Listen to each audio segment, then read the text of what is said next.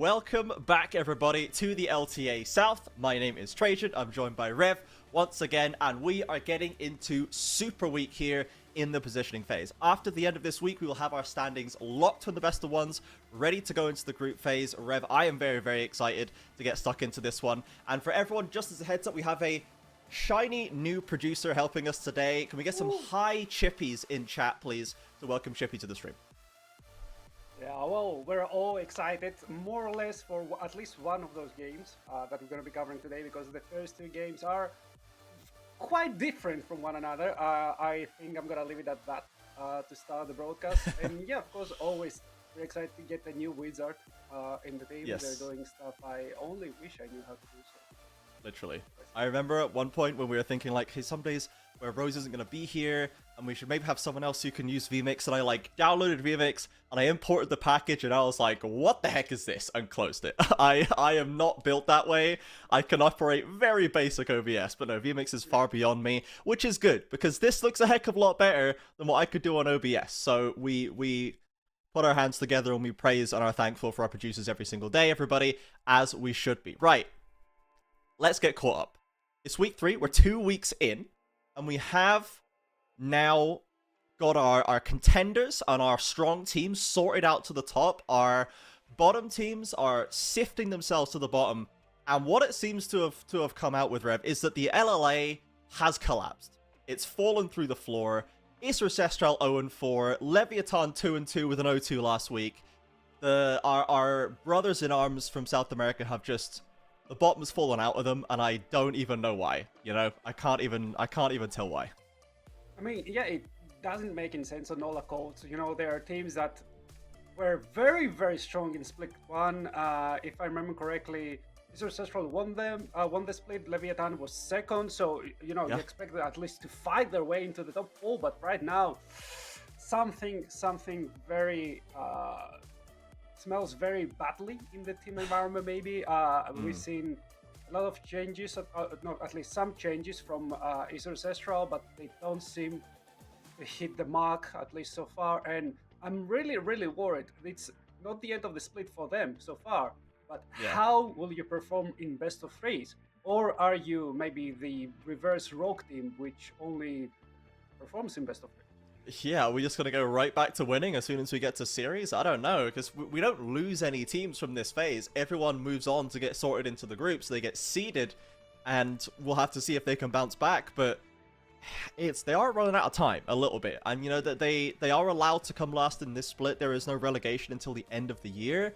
But they are our guest team. If they come last, they will go into the promotion relegation match, and they have to fight for their spot against whoever gets promoted from Tier 2. We have some exciting teams coming out of Tier 2. The Corinthians are looking great. Dopamine looks good. Maybe Kaboom IDL are going to get their stuff together and look good by the end of the year. Like, it's not guaranteed. And especially if it's Ancestral playing like this, they are in real danger. So that is something that they need to be aware of. They need to get this team locked down by the end of 2025. But for now, they would just love to get a win. I'll be honest. It'll be nice for them to just get a win on the board. That'll be a good start. You know, it's like baby steps.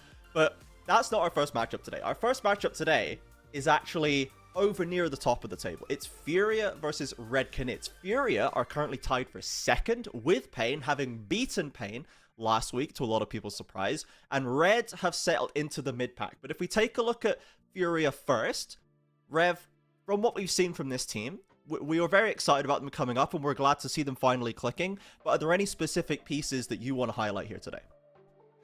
Oh, well, I think that this league mostly moves by jungle, right? And Tattoo is one of those junglers who actually makes stuff move when they're playing. I'm looking at the laners like Toots, Gaigo. They're all fine. Gaigo also, like, sometimes is great, sometimes is not so great. He's Gaigot or Gaigon, but he's always Gaigot. When Tattoo looks at the top lane, he's like, okay, here I come again, let me help you fix that wave, let's try and gank once. And usually then they start trolling, and when they start trolling, then they actually become the team that can win versus most of the teams, can steamroll Kiddos, and they are right now at 3-1. So I think that it's mostly by Tattoo's hand. He is not always the highlighted player of the team, but I think he is the one moving the smallest coke to start the whole machine. Yeah, he is very, very important for sure. And he's got such great energy on the stage as well. He's so happy, so smiley, and you can really feel that energy. That is kind of the core of the South American League. It's very emotional on stage, and Tatu's got that in spades. Now, we are into the draft right now.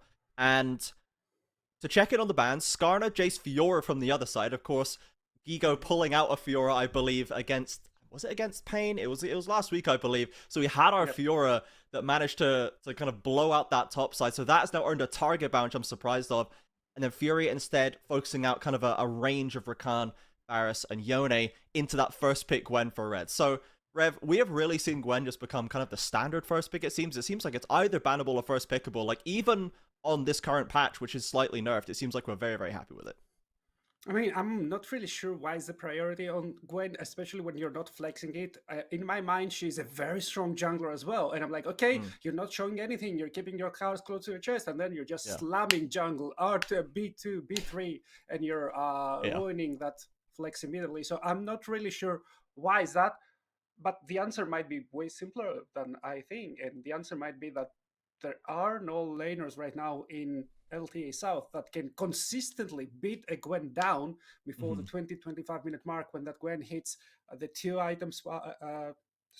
3 items spot where she starts to take over the game. It doesn't matter if you're 5 items wrong by that point. When Gwen hits that 2-3 items, she's unstoppable, especially on the side lane. Yeah, now we have a lot to catch up on this first phase as well. We've had the Vi Talia locked in for red. I really love this for them. I was saying on the podcast last week, I want to see more Talias and Orianas and Azirs from Margot, a little bit less Akali, right? I respect the Akali, but I think we need to just play something that you can get into a rhythm with your mid jungle, help the rest of the map out, help your carries in Brunsey and FMB that are experienced in carrying games. Let's just take the weight off your shoulders for a second, Margot, and I think Talia is a great pick for him to do that. He's already won a game on it so far this split. However, the answer from Furia, with MF and Sejuani, I'm very surprised to see MF on IU, Rev, and I know some color casters that are really sick of MF already and think it's a massive bait pick. Do you agree that MF is fake and bait? No, I mean, she's very, very strong. I don't think she's blind pickable, especially when... Wait a minute. Is that okay, we'll get to that a second. Let's finish your point on MF, and then we'll get to the Z of it all, because the other side's just Ash Brom, that's fine. But, like, let's finish your point on MF, and then we'll talk about Z. I mean, I think that she's very, very strong. I don't think she's the... Just slam it, blind pick it, and it's fine. You don't have to ever think about bot lane ever again. I really like that the left support counter pick for themselves in order to facilitate the misfortune. But there are answers like the Vi Talia combo is very strong to an immobile pick, especially like the MF. The Jarvan is still very strong in the meta, Sejuani as well. So I don't think it's the Panakia of bot lane picks, but she's strong in laning. She has huge wombo combo potential, and you mostly pick junglers with big AoE crowd control, so her ultimate can spread havoc over there. Yeah, it does proportionally is directly proportional to synergy of your team. The value that comes out of MF, right, just goes massively up, right? If you've got setup and your team can play together, the ult can be massive, and the pick's very solid in the lane. Now let's talk about Zed, okay? Because we've already had Azir locked in, so it has to be Zed jungle, which means it has to be Sejuani top lane.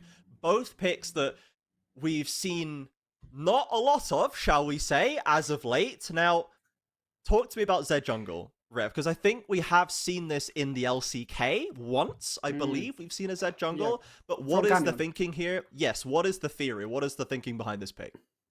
I mean, okay, first of all, it could be some weird Zed... No, it's Geico Azir! They can't be right. That can't be right. That cannot be right. Gigo is not playing Azir, bro. No way. I mean, we've seen a lot of Anivia top lane in the LCK. Until I see it on the Rift, I don't believe it. Until I see it on the Rift, I don't believe it. That's the wrong bird, guys. That's the wrong bird. Dude, I used to play Azir top in, like, Platinum solo queue back on a release when it was just too good to be played anywhere. I have never seen it top for any other reason unless the solo queue person is an Azir OTP. What... Okay, let's go back. Let's go back to Zed jungle until we see the Rift, and then we'll confirm this is Azir top, because I am still very suspicious of this. Okay, so what Zed jungle does is, if we exclude Ivern because he's a cheat, he has the fastest clear right now. Okay, so Sure. The passive working on every single auto attack as soon as a cam hits 50% of HP means that he actually clears cams as if they're made from paper. He's very healthy, and he's a very good skirmisher early on because he has the choice to actually poke you from afar, then select does Sure. he want to go in, or go into you and then go out with his shadow. So you never commit to that trait, but you're still very, very strong. But it Is doesn't matter Gigo because Azir top? it's not Z What? jungle, it's Oh Tutsi my with the goodness Z mid. gracious. Okay, quick aside, I really like the Ionian Split 2 or Season 2 graphics that we've now gone into this new color scheme, which is very cool. We're also back to a green rift, so we can all relax and we don't have to worry about the kind of brown rift that we were on for Noxus anymore. However, Gigo is Gonna get playing bluish. Azir top into Gwen, so we were wondering, nothing can deal with this Gwen pick. This Gwen pick top lane seems to be completely unanswerable. They left it open, and we just slammed Azir into it. Now, as a whole, I can't imagine. Look at top lane. What is He's already doing? losing trades. I can't imagine that we intended like this was super planned. I feel like they kind of just picked Azir and were like, we can swap it, but like Azir's not bad into Talia, so maybe this was the answer because Gwen was first picked, so they were like, this is the answer. We're gonna pick Azir top lane. This is fascinating from Furia. I mean, it could be. What's the chance you think that they misclicked and then they weren't allowed to remake, or they're like, okay, whatever, we're gonna roll with it? I guess we'll see how Gigo plays it, and we'll get a sense if he's ever played this champion before, or if he's just first timing it because they misclicked. We are at least seeing in bot lane that the Ashe and Braum is doing Ashe Braum things. They're very oppressive early on. The stun can come up. The Ashe generally, that ranger's focus very, very strong. So once I guess a couple of levels, Jojo can threaten with an engage, but right now it is just a bit grim for them. I mean, yeah, they can really walk up. IU, his auto Q is whatever. It just takes up the Guardian. Yes, it's a very, very long cooldown, but still, it's a very strong shield early on in the game. Plus, you're playing into a heal support, so hypothetically, they always have more effective HP to play with. Plus, the Ashlow is so oppressive early in the game. Now, does it? I don't want to talk about bot lane. I don't want to talk about mid lane. Look at the top lane. I'm thinking of the theory. Okay, Azir has usually the shove is not a good side laner. The top lane is a very, very elongated lane, and the Gwen has an excellent tool to deal with people outside her range. I hate it. It's just really not feeling this one right now. No. It seems like he's gotten control of the wave at least, and he's able to start pushing it in. So, like, I mean, surely Azir just cannot die at least, as IU actually get aggressed on, getting slowed down, holding his summoners, not going to need to burn them, and is trading back a little bit. But Brunsey and Frosty are pushing very hard in this bot side. Brunsey, I'm sure, would love to reassert his dominance over IU after IU was, let's be honest, pretty heavily oversold as the next coming when Brunsey was barely out of his first couple of splits. I mean, I think that's what happens when you're so passionate. You're always looking for the next coming. Unless you win it all, then you don't have your Messiah yet. So we're still gonna see if he can still dominate, because the Misfortune has the timing. Mango might be in trouble. Tatu, good gank timing, doesn't connect with the flail though, can't set up that stun, and Tuts is pretty low HP. They're not 100% sure where Doom is perhaps, and they have to step back. So Tuts right now, the Zed of course pre-6, melee matchup, doesn't love playing into range, and Margot is pushing that advantage, as she should. Yep. Geigo still pushing there. He's fine. He has a slight CS lead. I'm still thinking of, hey, how can you make sure that you can keep threatening, because you're playing into Vi, right? And Vi is usually pretty heavy ganking jungle, maybe not 24/7, not like a Sejuani. She needs a couple of items, especially nowadays that you see more and more Triforces popping up in all those bruiser jungles. But you should have a little bit of trouble if at any point Doom decides, hey, I'm not going to play with my bot lane. They don't need my coverage, or I don't need to contest the heavily prioritized neutral objective right now. Let's go see what Geiger does. And you just ult him once, you take out his flash, and then it's kind of doomed for him, no?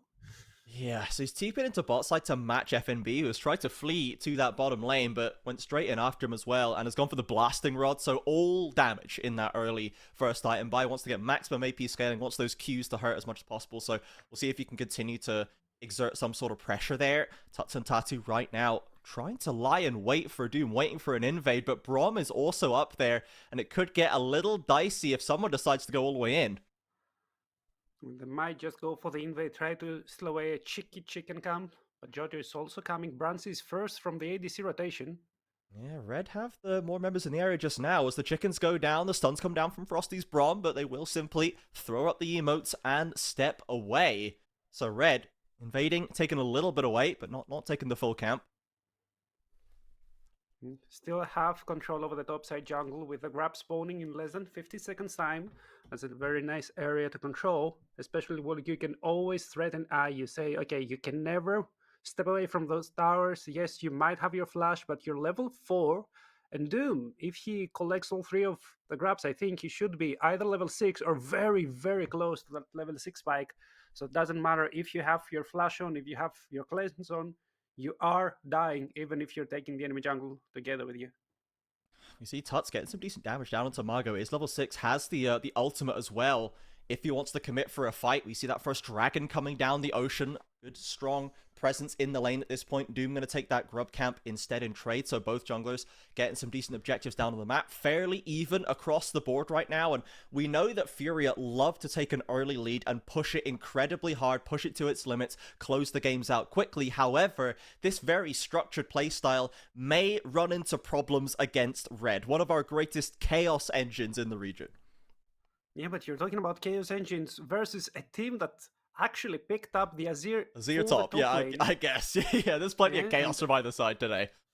Tatu is still there. You might use a wall over there. Oh, there is. Flash ults, but kind of ults him towards the tower, but also towards the jungler. Tatu's there with a glacial prison. Do they have the damage to get it over the line? The needlework with the healing. No! One more Q. He doesn't have the cooldowns. And FNB heals his way to safety, escapes the 2v1.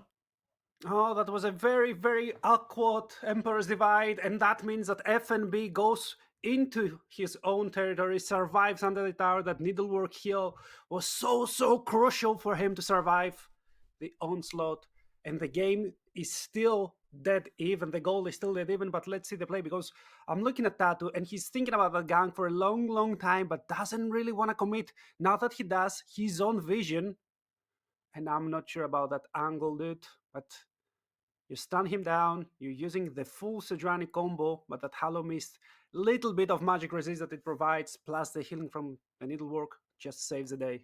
Yeah, you want to get him just a little bit further. If you're not on the tower, then Tatu can stick to him, right, and get another auto off, just get a little bit more damage to try and commit for that kill. So FNB gets away from the 2v1, nicely played by himself. IU and Jojo now once again still dealing with the onslaught from Bruncy and Frosty, and we mentioned the dynamic kind of between IU and Bruncy, that both of these players have been touted as the next big thing. Both of them would love for that to become the reality, as Titan still stands tall atop the ADCs in this region, but the supports as well. Frosty and Jojo both used to play for Red, both part of a 6-man roster, splitting a little bit of time from the support position until Jojo eventually jumped ship, went to FourY4 and to Fluxu, and Frosty was promoted in his place to be the main Red support. Now, Frosty has really grown into that position. He's doing a great job for himself, and I think he fits in with this Red team, but Jojo playing essentially against his understudy from the past, and maybe now on the receiving end of a 2v4 gang. IU wants to escape, can't do it. Arrow blocked by Jojo, but it's nowhere near enough to stop the first blood. I imagine the second likely to come through as well. The dive continues,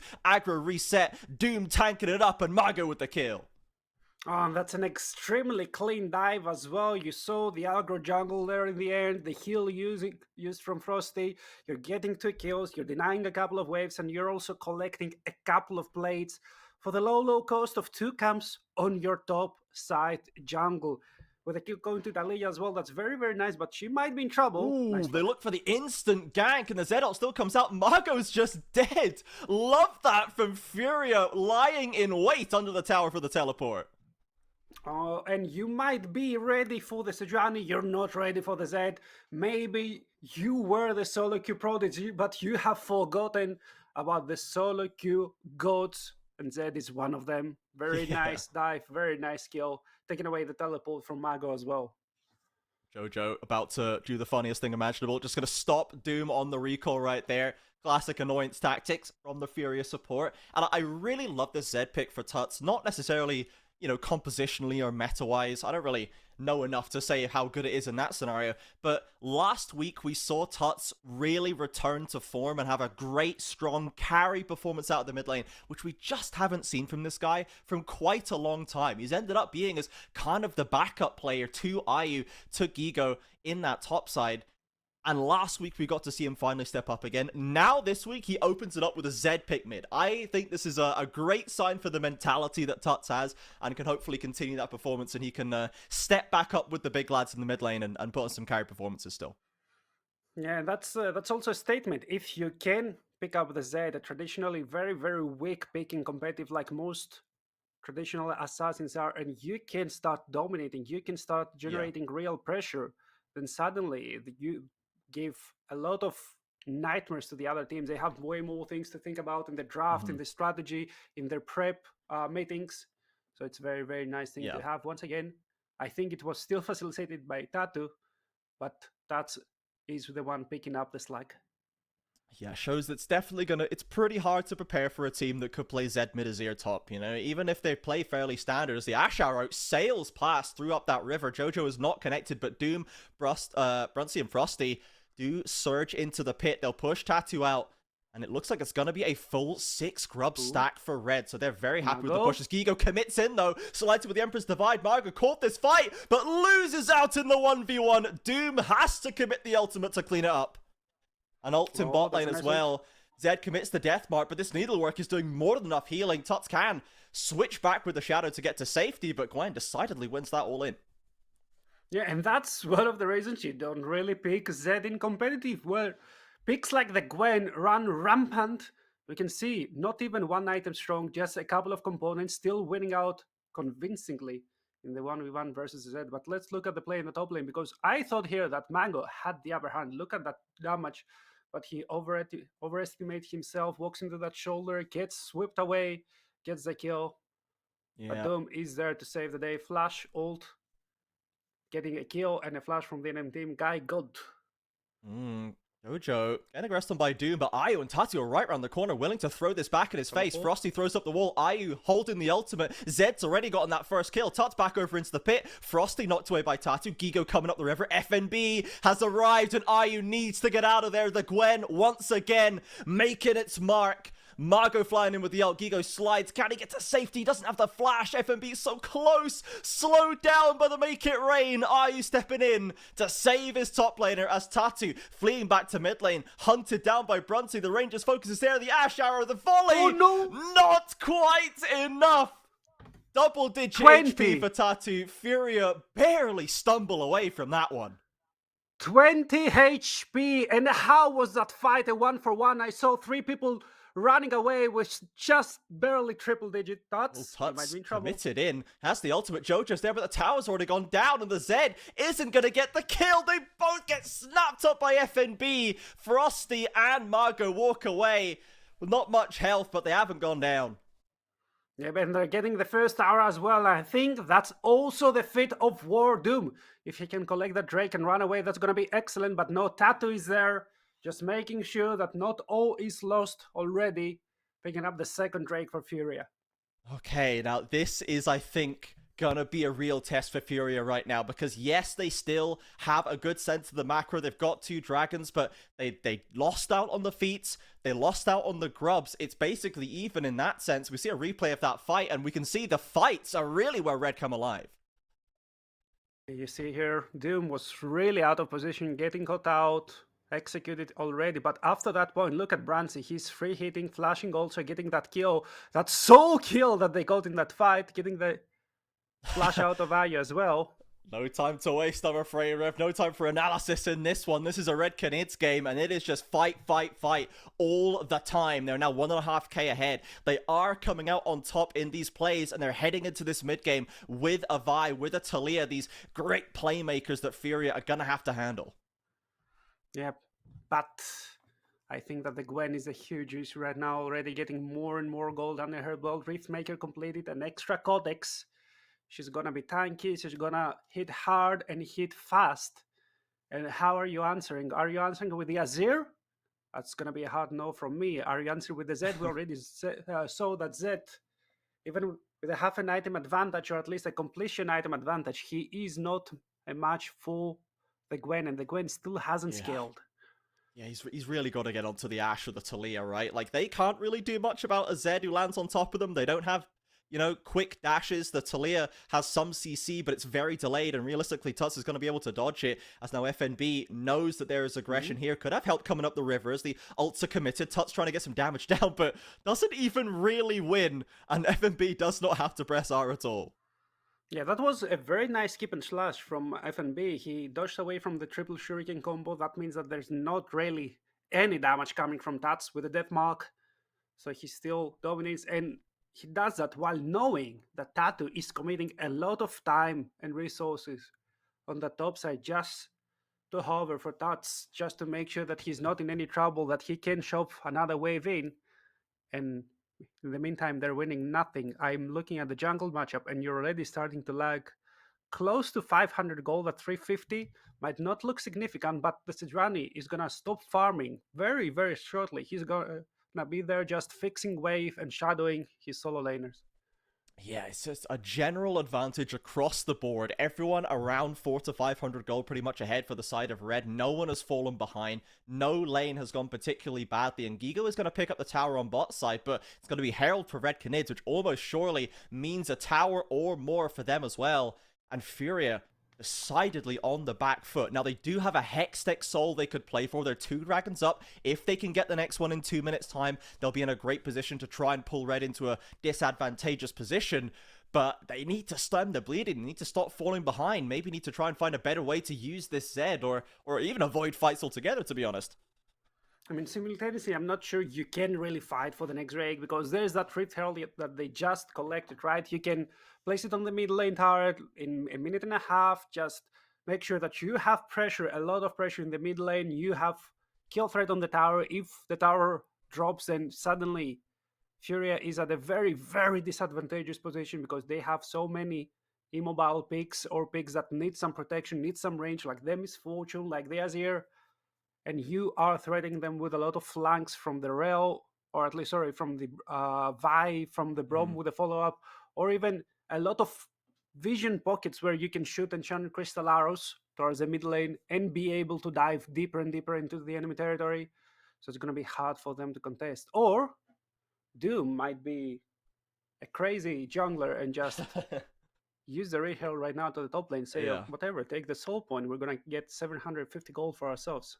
Yeah, Doom has been kind of a... Looks like here he goes. He's going to be a crazy person, just going to drop it, and they're going to just drop that one straight away. He's in a strong position. Maybe they just want to keep this momentum building, push that advantage. This mid tower is going to drop off this charge, or pretty much it's going to drop off this charge. Surely Red will be able to take it down. There it is. Okay, so big objective picked up right there. 25 seconds to the Drake, and Furia, somehow they either need to try and force their way in, or just give it up and see what they can get elsewhere.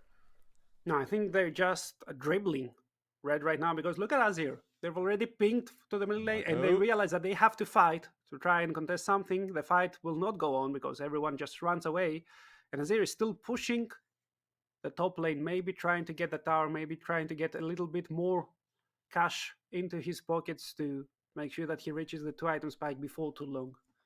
Yeah, I mean, Tut's constantly being matched up against this Gwen feels very rough for the Zed. It's like the one person he just can't kill at all. This Gwen can just fight it out. As the dragon comes in, Furia looks like they want to commit. All the TPs are being dropped. They're going for it. Jojo's over the wall, but Ayu has been caught up by the Vi, has to cleanse, but dived on by FNB. Gigo tries to shove him back, but how much can he really do about this top laner? Red are swarming over Furia. The rest of the Panthers have to retreat. And the very nice thing with Vi is that you can engage whenever you damn please. And Red were in position, they were ahead, and they engaged very, very deep. Ayu couldn't really do anything. Toots couldn't really do anything. Gaigo couldn't really do anything. And that's the Drake going towards the side of the Canids. 2-3 more kills, and look at that sweet, sweet goal lead as well. 3.2k. 20 minutes into the game, that must feel excellent. Let's look at the fight again, because the moment that Ayu walks into that very, very narrow spot, Dome is like, okay, that's over. That's your time over. The flash doesn't matter. There's the Enchant Crystal Arrow instantly to follow up to get the cleanse. And although Azir tries to peel for himself, he can only save himself, not his royal subjects. Yeah, and Tuts, oh hang on a second, Jojo getting aggressed on by FNB once again. Can stun to try and escape. There's a tower not too far away and a lot of Furia members, but no one's willing to step up, and Jojo just drops once again, killing spree for FNB. This is a big glow up game for him today. I mean, and he's still like 36 down, right? He's not been split pushing. He's been grouping up with his team, making sure that he can pressure all those skirmishes. Whereas Azir is 1-1-0, not really doing anything on the map, just trying to farm up side lanes. And now, that's the biggest Azir flank we've ever seen. Yeah, he's going to come through behind them, but Frosty and Brunsey and Doom are going to head up towards the north side of the river. They don't want to risk that one, as again, Margo and FMB, they're still just pushing here, and no one from Furia is answering them. They're trying to take up positions in the jungle. Can they maybe look for a rotate? Tuts maybe thinking about it, but they just don't have members in place, and Furia are looking a little lost in this mid game, I must say. It's not the Furia we're used to seeing. That's very, very true, but you said yourself, Furia is the team that kind of relies on being stable, relies on getting themselves slowly ahead and then taking over the game, and that hasn't happened. So maybe that's exactly the Furia we've been used to be seeing. We just haven't seen this side of the coin many times. And the Red Canids are very, very eager to flip it all. Yeah, and this time IU doesn't have any summoners. Now, they have caught FNB on the front line, though. They've stunned him up, and they've got the ults committed. There it is. Lovely pick to start it off. But on the other side, Tuts goes in, gets stunned, and dropped without a second thought. Now, 1-for-1, of course. The Gwen massively more important than the Zed, but Toot just teleported into the fray. And FNB can teleport back in 30 seconds time. When he just respawned now, the mid lane tier 2 is in their crosshair, but Frosty might be having a little bit of trouble. They end up not taking the tower. He's able to hold on to it right now, and Red not willing to overcommit to a 4v4 that there's no need for at that point. So we can see that FNB, a little out of position on the flank, gets caught out, and then Tuts on the other side. If maybe he lives, they could have tried to hard commit for something more, but ultimately, it's just a nice shutdown. It's still nice to have.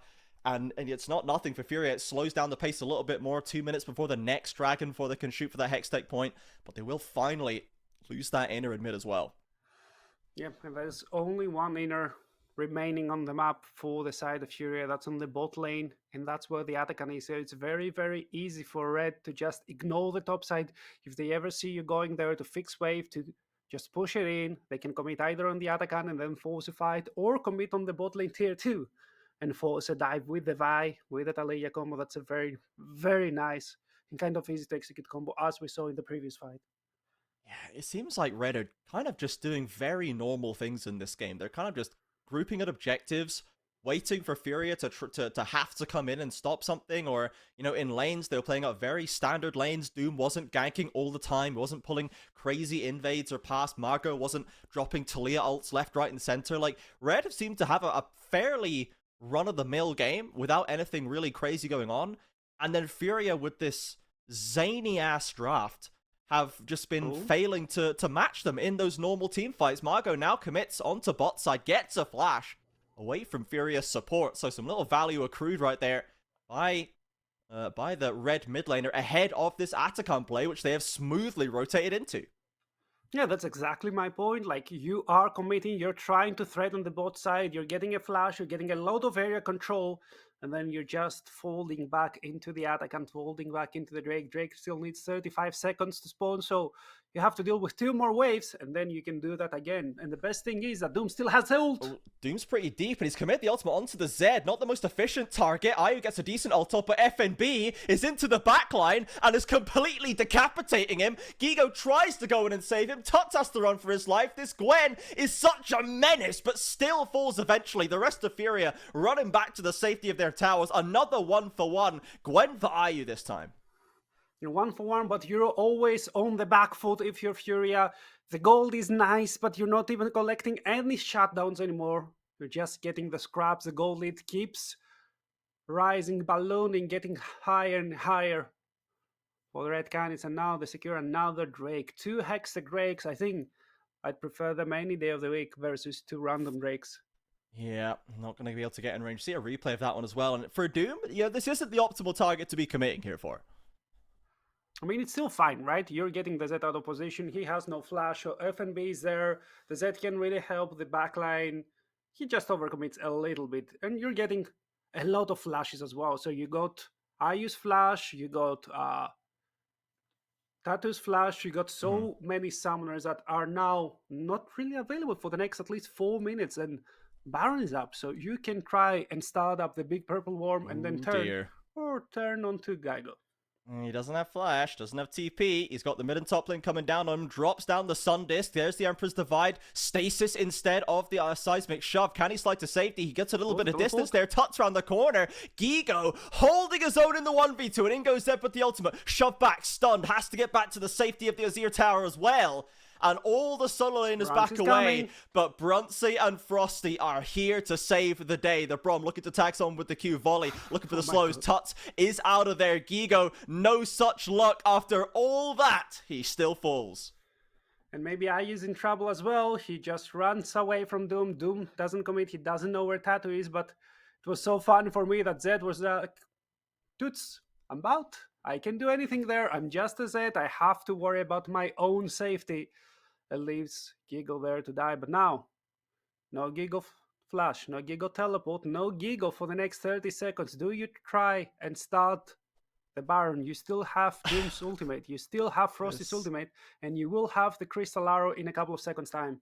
It's a pretty crazy play for Red. They need to try and find a way to get Tattoo out of contention, who can just dive over the wall. Frosty would love to try, but no one else really has the opportunity. Marco maybe needs to hit a seismic shove as the Baron goes lower and lower. Holding at 5k, Red are waiting. Doom's actually offered entirely. Maybe they want to commit for the fight. Brunsey arrow doesn't connect onto anybody. FNB is over the wall onto Jojo, who crashes down to safety. Tuts poking from the sideline. Gwen over the wall has to stasis, maybe a bit too aggressive as Gigo is now alive off the map. Doom is in, gets onto Ayu, but Gwen's already fallen. Gigo does not land the shuffle, but it doesn't matter. The mid jungle is still down. Margo is on the flank, but dies. Goes stasis, delays the death, but he still falls. And Red have tripped over their own feet, reaching for the fight. Oh, that's a story of greed and fall. That's the nemesis over there coming from FourY4. They're still chasing. They know that they can really take the Baron, but they can try and threaten. It's The Azir already at 2.5 items strong, but Brance is still there, still has the flash. He's still very strong. They can try and skill check this. They don't have the ultimates for FourY4 to try and stop them, really. If Brunsey can space glide on them, there's a way to play this out, but Tuts is trying to slow them down. Jojo threatening from the flank, but might have just put himself in harm's way. Has to use his CC ability to get down. Down below 5k, the Baron. Tattoo's working on it, but he's stunned up. Gigo, you've got to deal with the Ashe. You need to get the objective down. He goes lower, and Tuts is in! Completes the kill, completes the Baron, finds the double, and FourY4 walk away with everything. But hold the phone, Rev. Doom's round the corner. Can he get there in time? No, he can't. Red slip away. And look at the goal lead. It's practically gone. We're back at a dead even game. The only difference is that FourY4 now they have a Baron buff to play with, and I think they have it on every single member of their team, with an Azir scaling up to the heavens. They are now holding the wheels of this game. Gigo suddenly, he was 1-1-0. Now he's 6-2-1.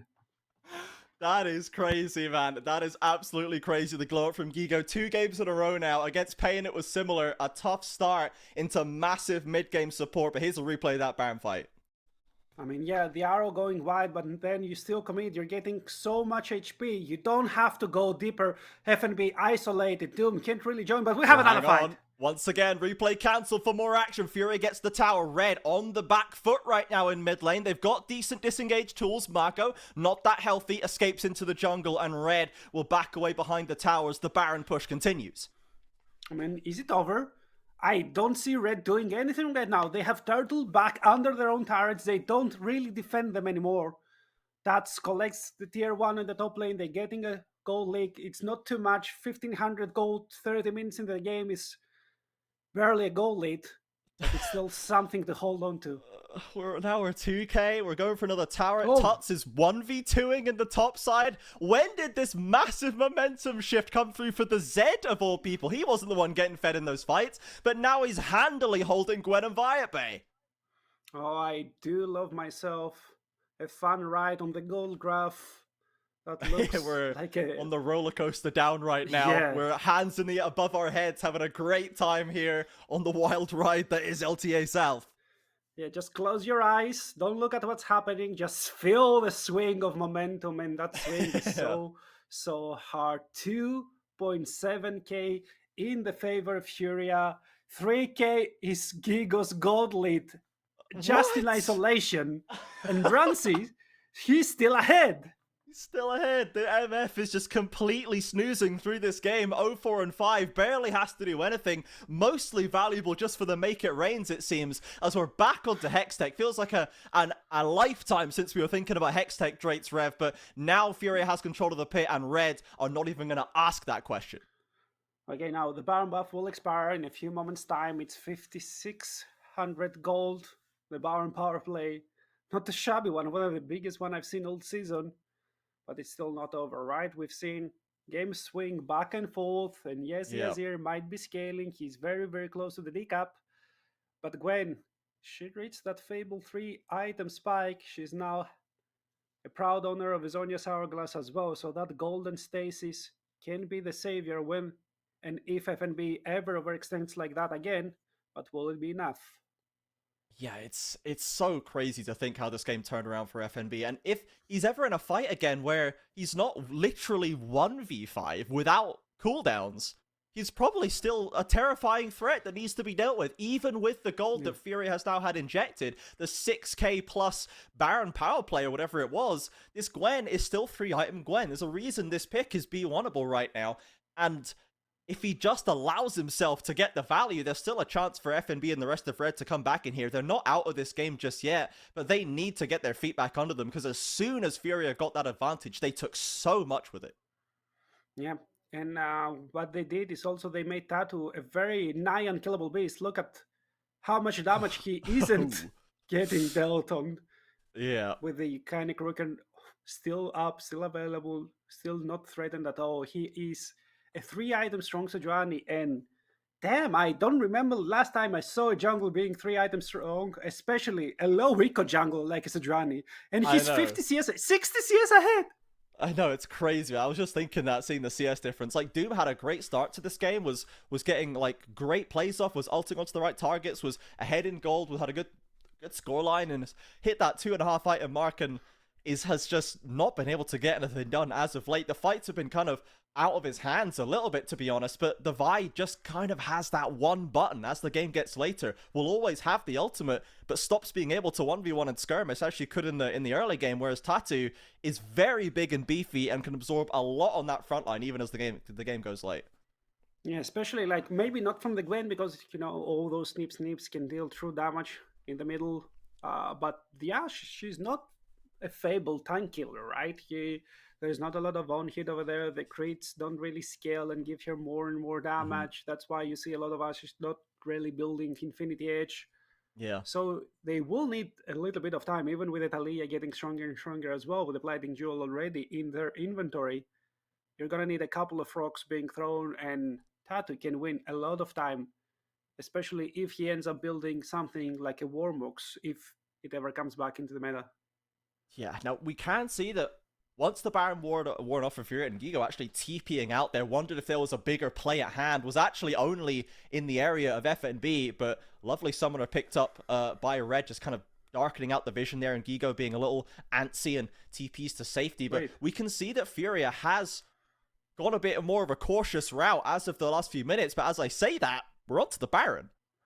Yeah, I think it's not a TP to safety, but it's a TP to rush the Baron, because Azir is the primary Baron taker for his team. But look at Mago, he's on a nice angle to use the ultimate. Okay. Oh, lovely block on the Ash Hour from Tatu in the front line, holding lovely for Furia. Frosty going down. Ayu commits the ultimate, has to cancel it. Remember, Gwen is in the team fight. Goes golden. Doom is in and down. Margot and Brunsey doing the DPS, but Gwen stunned up. Tries to get out to safety. Ayu flashing forward for more damage. Gigo still alive. Dishing out Sand Soldiers left and right. Chases down Margot and secures the kill on Talia as Tuts W's in. Puts himself in harm's way, but spins to win, and Brunsey falls under his blade.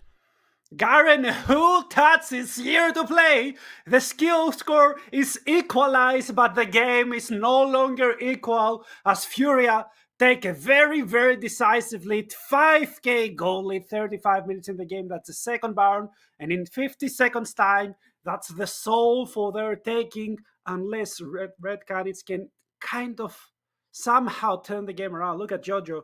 He blocks Mago. He stuns Brancy. They're getting so many summons out, and the Make It Rain is so strong, especially from the moment that everyone turns to block FNB and not allow them to execute Misfortune.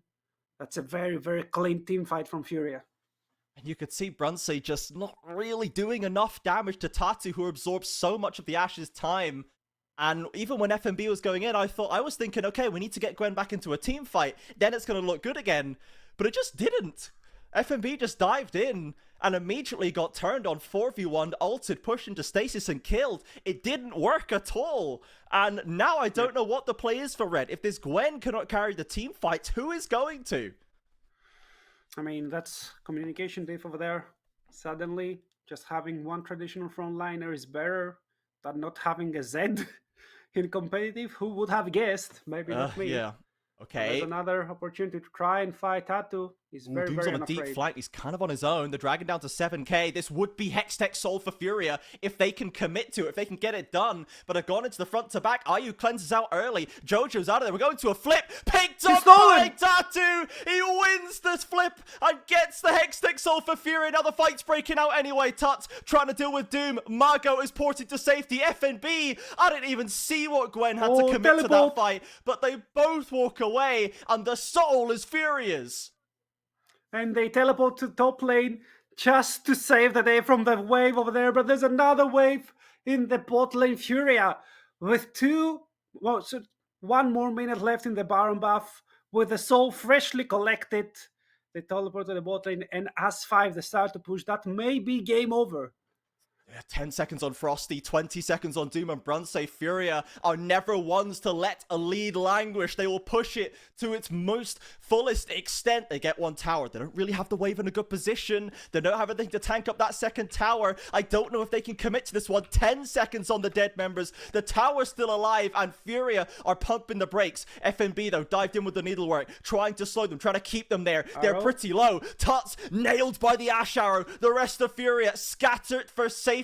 And Red are chasing them out of the base. Doom nailed by a glacial prison, tries to queue into range once again. If he can get the ultimate down, they can find another kill. If they can stagger the death timers, they might be in a good spot, but it looks like they can't. Gigo's still running for the hills. Jojo barely trying to stumble, trying to clank his way out of there, but Mago has maybe gone in too deep. They both go golden. FNB bump back on the blast cone. Gigo has to commit the ultimate. Slides out to Mago. They'll get the kill, but can he escape? Doom's round the corner, looks for some vision, but now he's getting chunked out himself by Azir. A double for the Gigo and a shutdown. 1k in the pocket of FNB, as finally Furia should be safe.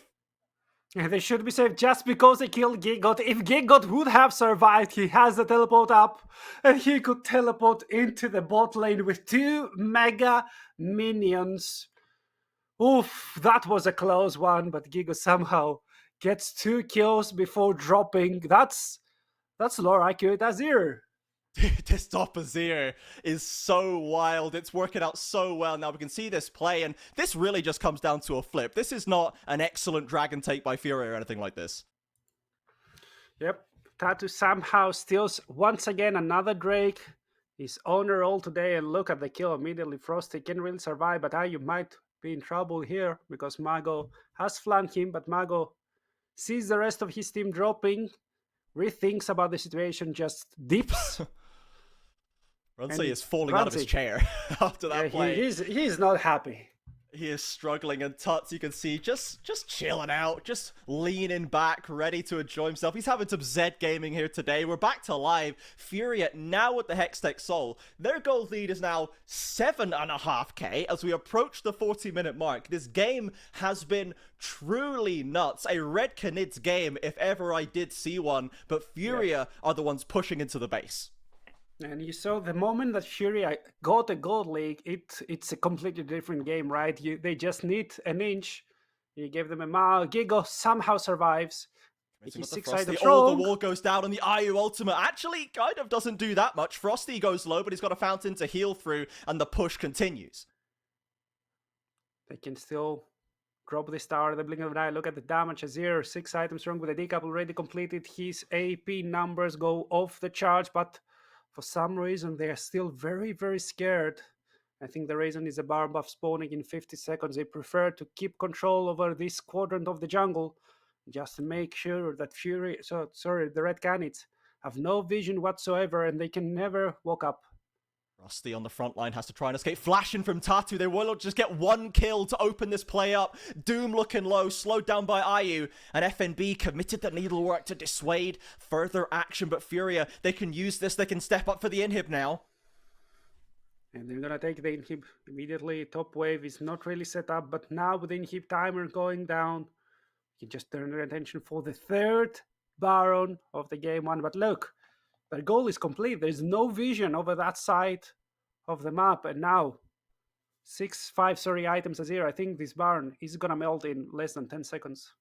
Furia trying to do it by the book, trying to get everything locked down as Doom tries to tentatively step into the river, but IU, Gigo, and Tatu are already working on the Ash Arrow connects onto the Azir. Doom is going to be in range. Oh, he gets caught up by the ultimate. He has to simply try and commit for IU, but he's already dead. The rest of Red with no way in, and Furia pick up another Baron in this game. FNB on the flank, ulted by Tuts, is going to get low. Furia, Jojo is in with the CC. IU on the flank, Frosty takes it, drops the wall, but it cannot stop Furia from steamrolling over the Red Canids. 41 minutes in. That is going to be the game, everybody, and what a game to open up Super Week.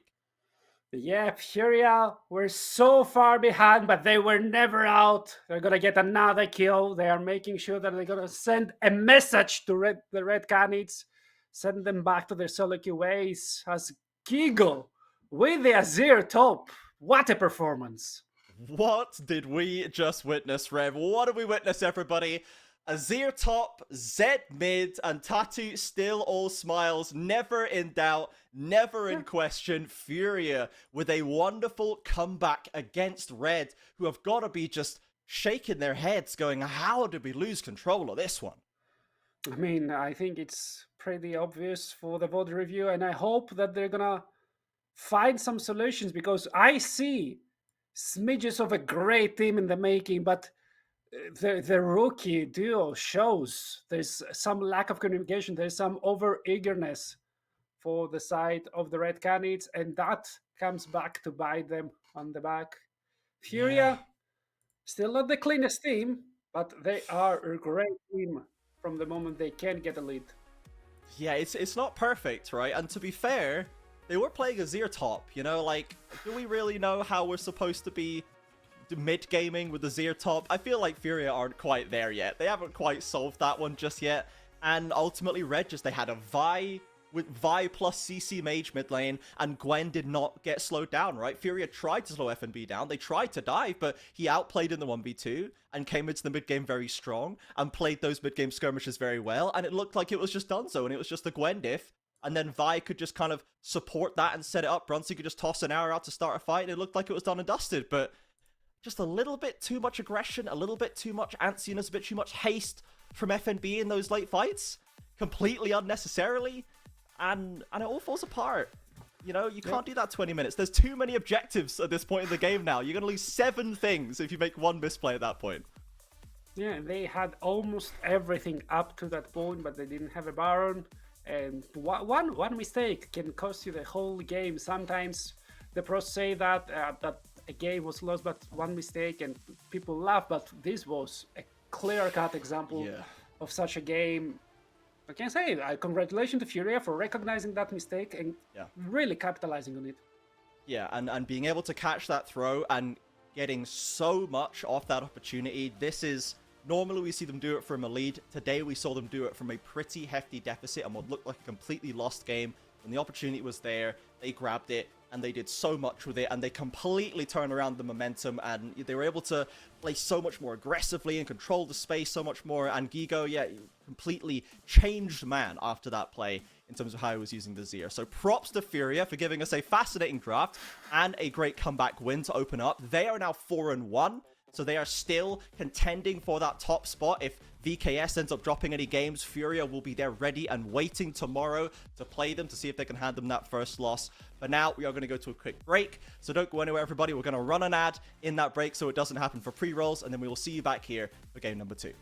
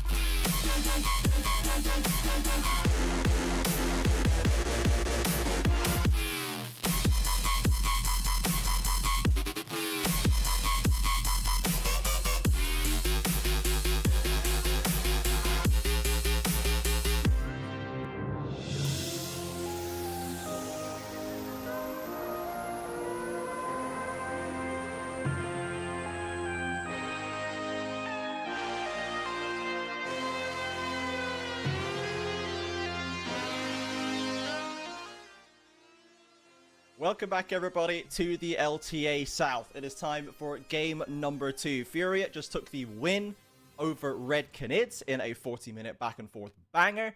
And now we are changing pace somewhat. We are going to Luxu W7M versus Pain Gaming, or essentially, Pain Gaming Academy versus Pain Gaming. The core of Luxu W7M, Marvin Giggs, Hedan, were Pain Gaming Academy last split. They were the Division 2 winners on that roster. And now, paired with Fu in the mid lane, Ganks in the jungle, they are going to be taking on the biggest of the big boys in the LTA South. I mean, and there's certain expectations from this game, right? I mean, Fluxo, they're not the helpless lambs that they were in Split 1. They know how to try and kind of stop the enemy team in their tracks, but they haven't shown still great signs of, okay, what do we do after that? They are still standing there, kind of lost, and so I don't consider them to be a huge threat. On the other hand, Pain just came off a very, very weird week where they lost to FourY4. Yes, they won versus the Red Canids, but the game versus FourY4, it's a game that they really wanted to win, right? They wanted to cement themselves in as the heads of the Split 2 right now. Just continue lossless at least until the mid VKS, but they too can bleed, and that may be the chance for Flux or W7M to show that, hey, we might not be one of the greatest team right now, but we can for sure play spoiler. Yeah, and the Pain Gaming, I think, really wanted to be... Because they came into week 1 looking like the best team again. Isurus Estral fell off a cliff. They were previously... Kind of the LLA had unseated our traditional... Our expected Brazilian overlords in Pain Gaming and Loud and EKS, but... LLA is gone, and Pain Gaming, with Roamer in the mid lane, this replacement for Dinkato, one of our most storied and veteran mid laners in the history of Brazilian League of Legends, had come off the starting block very, very hot. Very, very hot. They looked very, very good. Now, into FourY4, I think that Pain just had a little bit of I think they had a stumbling game. I think that FourY4 kind of overwhelmed them early on, and Pain did not have a good game plan for how to deal with them, and they just lost control of the game, and FourY4 does not leave you a chance to get back into it. However, I would not be expecting that level of dominance from Fluxu W7M. The roster is just not quite at that level yet, is my expectation. We are into the draft, and Hedan has already thrown down a Jace pick to open us up, so it looks like they're not looking to seed lanes. They're looking to get scrappy and fight it out early on, perhaps.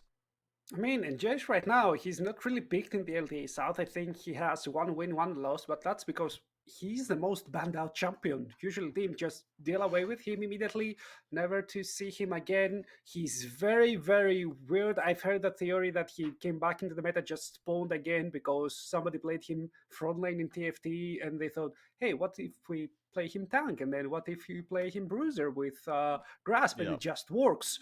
So he can be very, very oppressive, can be still very, very tanky, very, very hard to deal with. And now he's in the hands of Fluxo W7M. Yes. Now, the answer from Pain has been the Vi, the karaoke Vi, which is a bit of a sore spot. I'm sure RMC in the chat is aware of that. And another Titan MF. We saw MF in the last game for Titan, and this was a rare moment where Titan takes the backseat and is not the primary carry of Pain. A lot of the time that is the case. However, with Roamer coming in now with carry potential in the mid lane, with Weiser always being able to step up and be that threat as well, we'll see how Titan continues to handle this kind of shift in dynamic with this bot lane MF pick, or if he is, you got to be very risky with that positioning out there. You've got to be very conscious of where you are on MF, and Titan tends to like to play it on the edge. So we'll see how this one goes. He had a good game last time, as Ganks has picked up the Xin Zhao, and it looks like we might have a Fu Azir to round out that first phase. Okay, other color casters do tend to hate on the MF.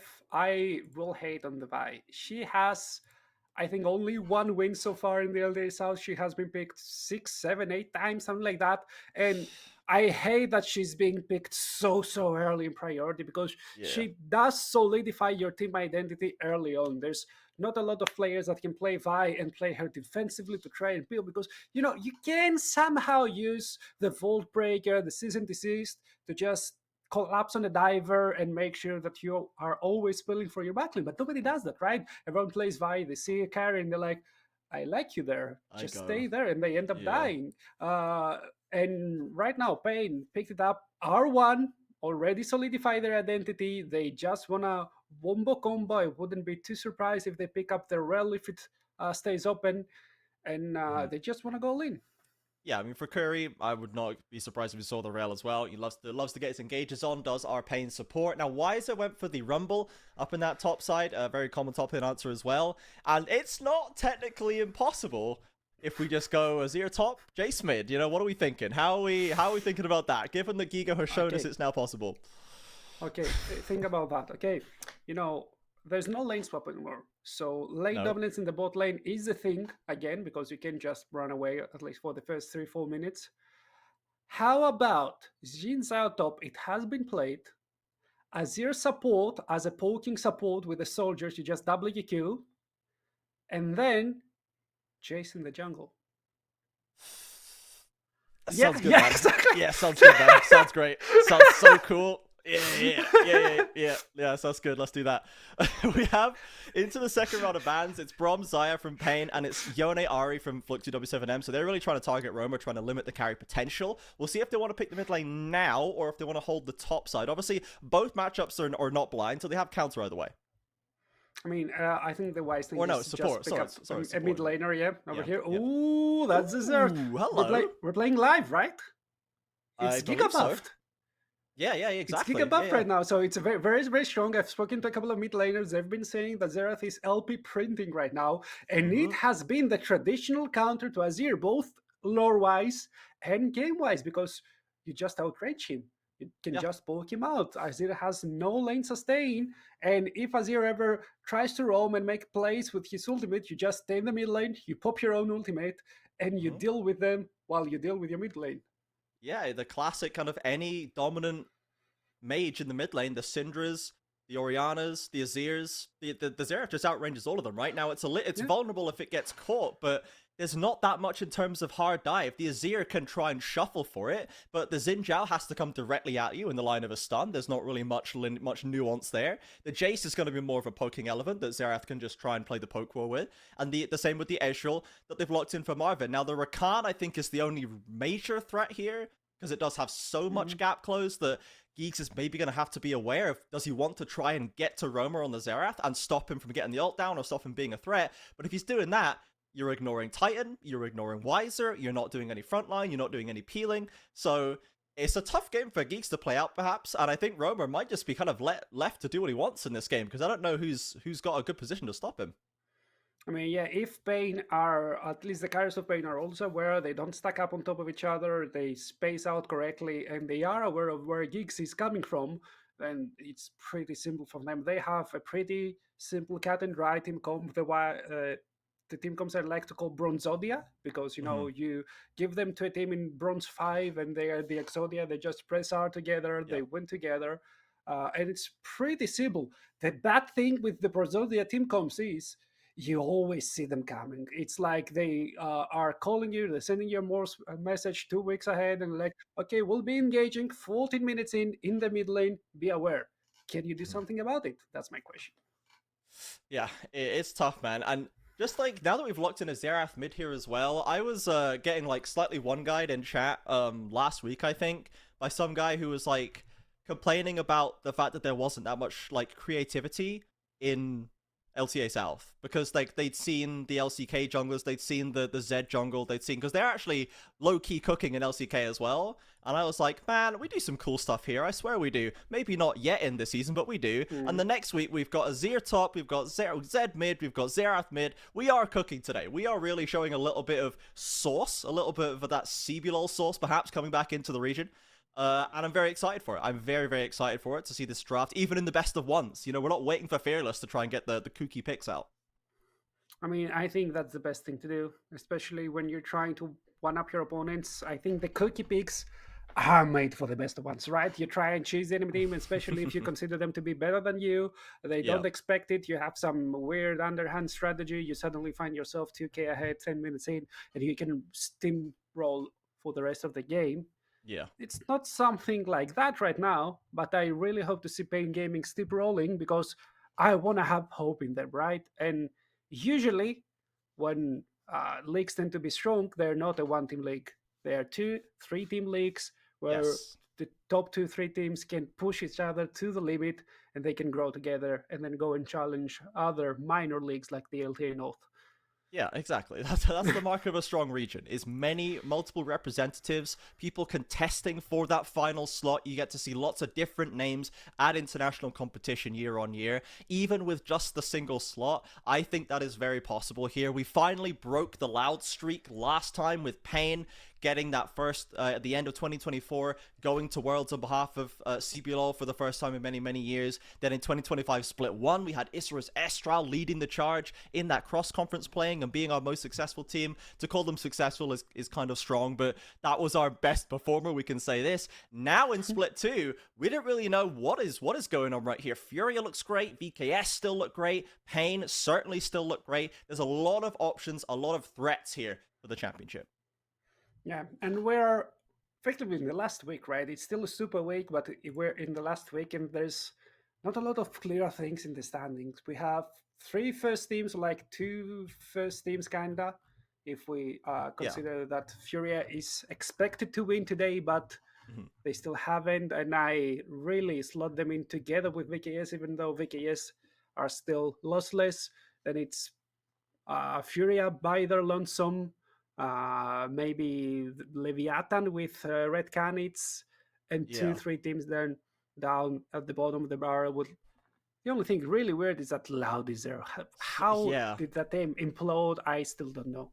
Given the last game we saw from Loud, I'm hoping that we see more from them and they settle more into the Leviathan red mid pack rather than the Isurus Estral Fluxu bottom tier. But we'll have to see how they do later on. Yep. Don't group my goats Fluxu together with Isurus Estral. Fluxu Okay, have a win. Yes, we'll see how this game goes first. We'll see how they have a win over Isurus Estral is their win. Yeah, so they are definitely better. They are definitely better. We can say this for sure.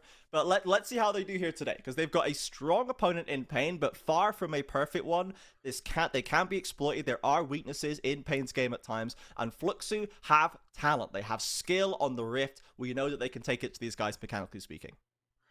Yep, and let's see if they can show it versus a team who's been hot streaking, at least kind of hot streaking. They're at the top of their game, and not a team that are just collapsing, because yes, they have this win versus Isurus Estral. Yes, they haven't been steamrolled by the rest of the league, but that's all I can really say for them. I'm very happy for them because the bar was very, very low, but if it wasn't, I'd be kind of weirded out, semi-disappointed by their performance as well.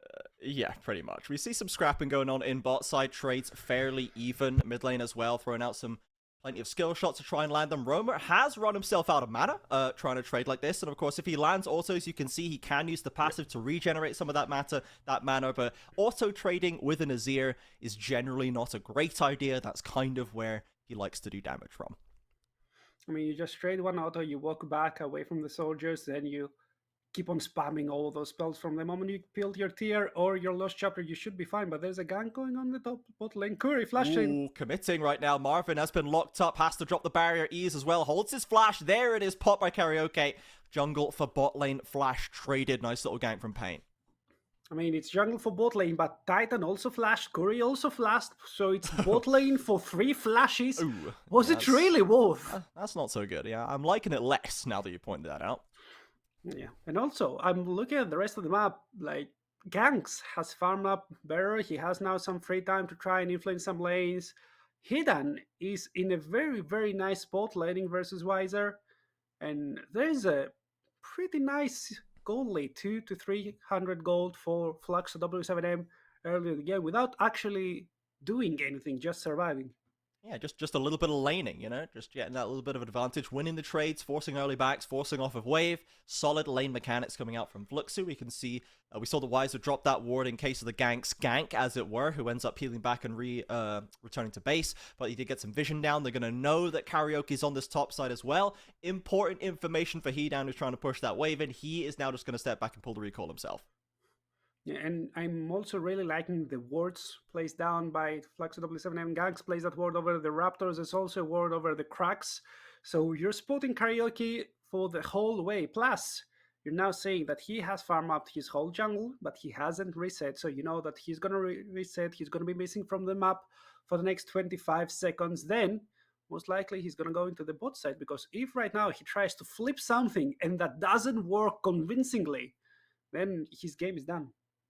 Yeah, it's they could just be run over, to be honest. Pain are unlikely let them get away with this one. The dragon spawns now. We have an infernal to open us up, but no major advantages just yet. The jungles have kind of just been farming up. Karaoke did pull that gank onto bot side.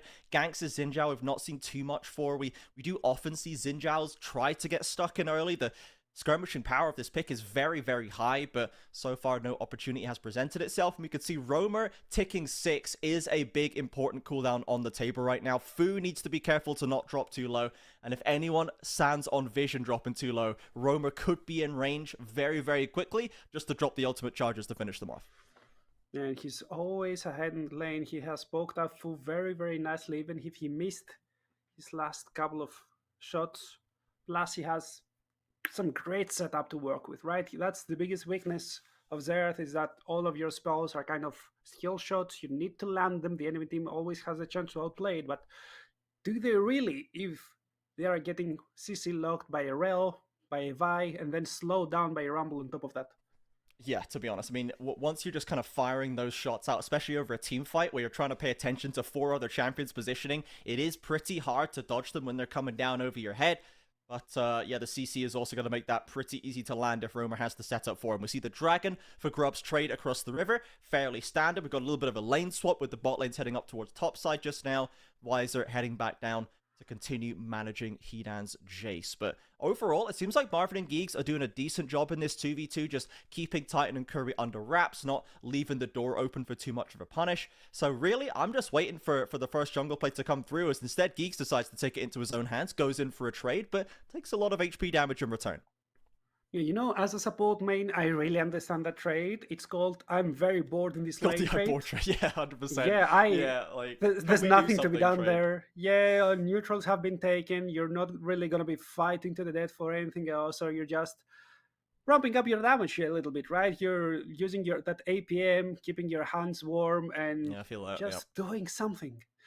Yeah. See some ganks stealing away a little bit of the camp. Roamer on the queue did get a couple of those small chickens to himself, so not a complete loss right now. Karaoke, with not so many camps to do up here, is waiting for potentially Jace to arrive back on this top side. Now, there's still decent Fluxu vision in that top side jungle, so they might be able to spot the Vi on the approach, but Hedan is going to have to be careful up here. I mean, they also are seeing right now Ezreal approaching the bottom lane. They saw a wave being dropped there. They know that if Hedan was to stay in the bot lane, he would have teleported back there to make sure that he doesn't drop any CS. But they might just call that bluff, because Karaoke, he's on the top side. They do have the Rel, they do have a lot of crowd control, and Hedan is not as tanky yet. He has spent 400 gold on that tier. Oh, he went for that wave and gets instantly dived on, flashes away from the bullet time, and survives without too much HP. But oh my god, he tried to just take one wave basically under his tower and got dumped on by 3 Pain members. It's still kind of worth for him, because, you know, he picked up the whole wave. You're getting 1 ultimate, 2 ultimates, and the flash from Karaoke. So for the next 4-5 minutes, your team have more and more leeway to walk up in all those fights and make sure that you can be a threat without the Vi closing 3 screens of distance in a matter of a second. So I think it's kind of fine for him. Make sure that he sees with the True Shot Barrage, the Misfortune plus Rel duo walking towards the bottom side, pushes another wave, loses nothing. So that's a very, very stable early game from Flaxo. Yeah, they're handling very, very well in this early stage. Pain not able to get that massive advantage. This is a team that used to very heavily trade off its massive early game leads. They used to have such dominant lanes, which arguably they still do, but they used to convert that and kind of do what Furia does now. Convert that lane dominance into really fast, closed-out games, not leaving the door open for teams like Red or Loud to drag it out and turn it into a chaotic fight fest 40 minutes in. Pain used to be very good at avoiding this. However, we've not seen as much of that this split. I think, to be honest, a lot of the teams are just laning much better than they used to, and they're not falling for the traps. The removal of lane swaps as well kind of normalizes that laning phase, which probably helps them set up and form a stable plan there. So Pain not able to rely on just getting leads in the first 10 minutes as much as they used to. Okay, now I might have a hot take. I don't think it's the removal of the lane swap that's the issue here, but I think that it was the existence of lane swap in the first place, because I feel like teams grew complacent, right? It's like, Mm. why would we spend extra, I don't know, 3 hours a day to practice 2v2, 1v1s? It's kind of boring. There's no plan Yeah. there. You can't really Yeah. all in, because if you do, you're going to get slapped by your coach. So why would you spend all that time for a split where everyone avoids that, Hidan? Ah, Doesn't grow. finally, we've got a gank going on right here. The equalizer, red carpet dropped, Vile committed, and there it is, Pain on the board. And that death also could have been avoided, because look at that ward. It spotted Karaoke the moment he appeared from the tribal, so he had more than enough time. Just thought that they wouldn't commit, but they did, or maybe he didn't expect Wiser to be there. And Pain strikes back. Now the game is equalized in terms of gold, but still my point starts. If this was a lane swap, I think he would have been like, okay, it's fine, we dive bot. And Yeah. Gangs replies, I'm mid, man. There's no botting. I am not there, brother. You are on your own right now. As he heads onto the grub camp right now, the dragon going to spawn in just under 5 seconds. That is the Cloud Drake, so we'll have a different rift coming up after that. As currently we have Fu holding it down in bot lane. The Xerath has been decent, right? Small, kind of moderate lead over there in the lane in terms of the CS. We haven't quite seen the impact as of yet, but we have seen it perfectly avoid getting pushed around by the Xerath, at least, as we take a look at this gank again. And yeah, it's the Vi can still cover a lot of distance very quickly, and he doesn't have flash. Even if he turns around, the equalizer's there to slow him. It's kind of just, you need to not be there in the first place. Yeah, I mean, I judged him too harsh there. I apologize to Hayden. He tried to clear the wave as well, and that's a very calm head, collected. Yeah, he wants to get away, get what value he can out of that situation, but ultimately, it's just done so. Yeah, now with 6 grabs, they're going for the first tower as well. That's a lot of gold, even if divided by 4. Ooh, Curry with a 3-man Magnet Storm. In comes the rest of the Pain. The TPs are there, but Curry's actually going to be the first to drop. Flux, who already had 4 bodies in position. Roamer has TP'd into the middle of Fluxu. That's not where the Xerath wants to be. Titan round the corner drops an ult, gets the first kill. Wiser hunting for more on the front line. Another Vault Breaker from Karaoke corrals ganks into the alcove as Fu slides in. Empress Divide, Titan back onto the front line. But do Fluxu really have the manpower to continue this fight, Fu? I don't think they wanted that. A buffer from Marvin cannot escape the equalizer, and Pain walk away heavily advantaged after that one.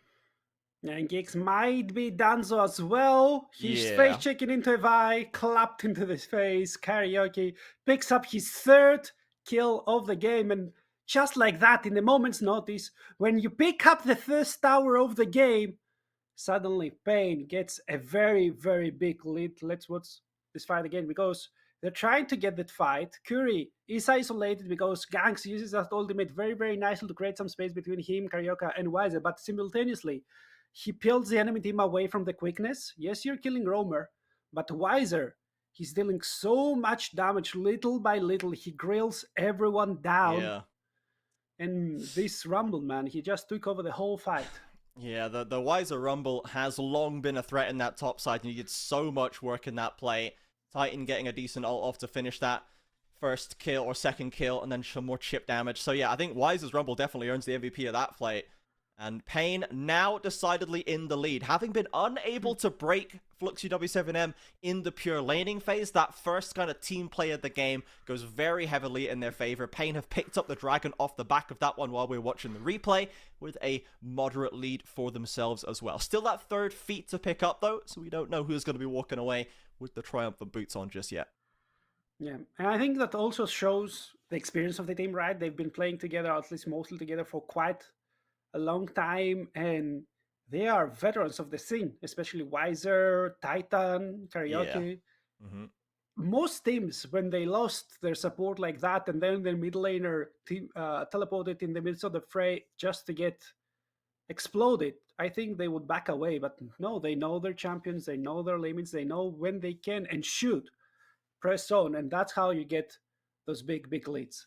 Yeah, I mean, it's going to feel like a 3v4, almost a 3v5 if the Azir arrives, but they know they can continue forcing that issue. They know they have the tools to win it, and they do, and they walk away heavily advantaged. Pain coming out very well there. They return back to pushing out the lane. Still yet to pick up a tower for themselves. Fluxu did, of course, pick up the top side outer in that exchange, But now with Pain being so much stronger, I think they can probably get a little bit more aggressive in these pushes. Karaoke particularly, 4-0-2 Yeah. on the Vi. Not his most successful jungle pick, we can say that much, but certainly having a good game so far today. I'd like to ask your opinion because I am one to nag often about builds. But Mm-hmm. what's your opinion about that build that's been popping up? Yes, the Bloodthirster first on Misfortune has been a thing Mm-hmm. for quite a long time, but how about the LDR second immediately, the 35 AD item?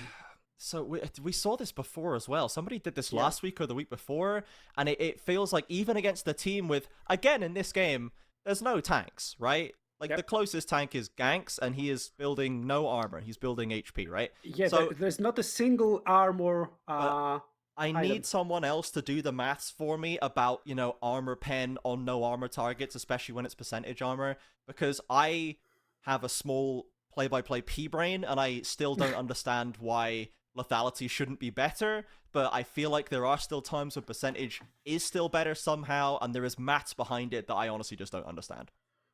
I need to, at some point, dust my old Excels. I haven't done that Yeah, in such a someone's long got time. to It's so work it out. boring. Yeah, Yeah. I mean, I just Uh, need to know when it's good. You know what I mean? Like, just like, is it good here? And you just like type the numbers into the calculator, and it says, yes, this LDR is good. No, it's not good. You know? I mean, the thing I can say with certainty, right, is that it scales better. It scales way better at some Right. point at, I don't know, level 14, 15. Most people have 100 plus armor by default.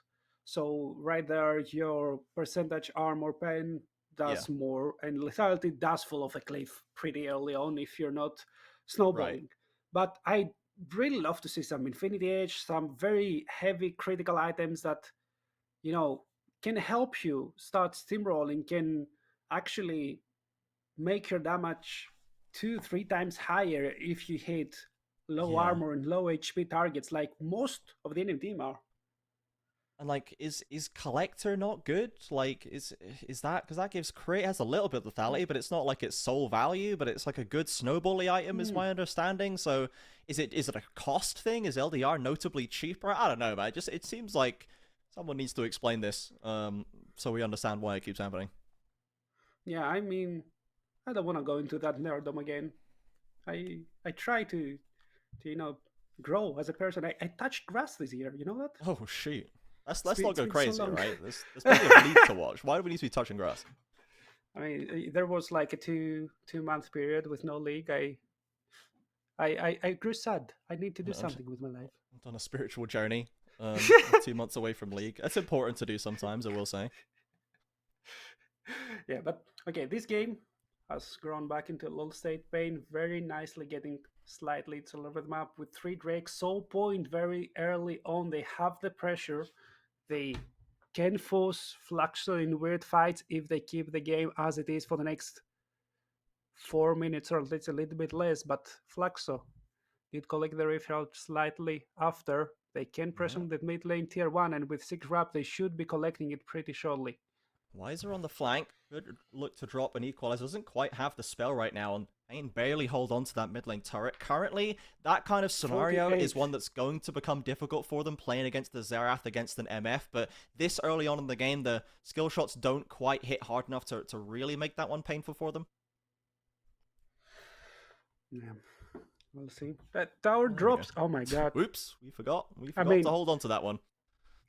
thing is, it was 48 HP, right? If somebody just Yeah. came around and sneezed, I think it would have dropped the tower. So maybe it denying was the gold, right call. maybe? Yes, Yeah. nobody got the local gold over there, and it's not the first tower, but still very nice to get that. So nobody got that from the side of Lux or W7M. Maybe it was the 5 head play, but you're playing Xerath, okay? And I used to play in tier 2, tier 3 competitive in Greece, and we had a mid laner who loved Xerath. Yeah. And the thing I hated about this, mid laner, the thing I hate about this mid laner is that we would alter all our game plans time and time again because he would constantly like, I can't lose mid lane tier 1. If I lose mid lane tier 1, my game is done. And I'm seeing Pain, they have a Xerath, and they have no mid lane tier 1. So how over is it for Romer? Yeah, I'm very confused. Surely this is not the game plan right now. Currently, we have a 1.3k lead for Pain. We see those moderate leads in mid jungle bot, and then a notable deficit in the support role, which of course means absolutely nothing. So generally speaking, Pain are in a good spot right here, but we are still pretty stalled out. And for a team with Rumble, Vi, Rel, we're really struggling to make plays right here. If Pain are even trying to make plays, or if they're just hanging out waiting for the Ocean Soul, could be the choice right here. And for Fluxu, you don't have great ways of forcing the issue, right? Geeks has to find a great Rakan ultimate, or Ganks just has to sort of send it into 5 people to force a fight to happen, which doesn't sound like a good idea to me. Yeah, and maybe the Bronzodia is very telegraphed, but you know, if you don't really have an easy way to engage, you are just amplifying your difficulty settings for no reason at all. And it's not like it's Olympic gymnastics where if you amplify your difficulty, you're getting more points. No, a win is a No. win. It just counts the same points at Yeah. the end of the day for the standings. You're just doing it, I don't know, to prove something to yourself, to prove something to the rest of the teams. And usually you're not doing that if your team is struggling. Just 1 win, 3 losses, right at the bottom of the barrel over only Israel Ancestral, who, I don't know, maybe we'll start joking about them anytime soon. I'm pretty sure that the old CPLOL fans have already started, especially after a split Yeah. one where they were the butt of the joke. I think as soon as Isurus Estral lost the first game, the Brazilian fans probably started making jokes. You know, I think we needed that. I think the Brazilian fans really required something to live for after that first split, which was very depressing for the region. Especially after the last national team football games between Brazil and Argentina. You know, they needed something to cheer for. They were catching L's in every walk of life in the Brazilian region. They were really struggling. They were having a tough season across the reality and virtual planes. It was not looking good for them. However, this season, this split of the LTA South is certainly looking a lot different right now. We will see Leviathan and Isurus Estral play later today in games 3 and 4. But for now, Pain look like we might be actually going to have a scrap. There is an Ocean Soul on the table right now, and Pain are trying to get into the river to contest it. They are slowly chipping away a little bit of HP from the side of Fluxo. You see Romer connecting with a couple of skill shots over there, and Weiser very close to overheating, so he needs to wait now a couple of seconds and ramp the bar up again before he's able to fully teamfight. Looks to have started it. They've got a decent vision line to try and make it harder for Roma to hit the skill shots. Weiser with a good equalizer, threatening, keeping Ganks on the wrong side of town. Good damage from the Xerath as the Dragon falls lower and lower. Weiser's going to be in range right here, as is Karaoke. We're going to go to the flip, but it's stolen by Pain. They walk away with the soul. Titan flashes away from the Emperor's Divine. Foo's trapped in the pit as the Pain fight continues. The Arcane Barrage blasts down, and Weiser finishes off the job. Onto the Azir. Pain, step in, flip the objective, get the soul, and walk away happy with kills. Oh, they're the master of coins. Was that a clean setup? No way, Jose, but it was theirs.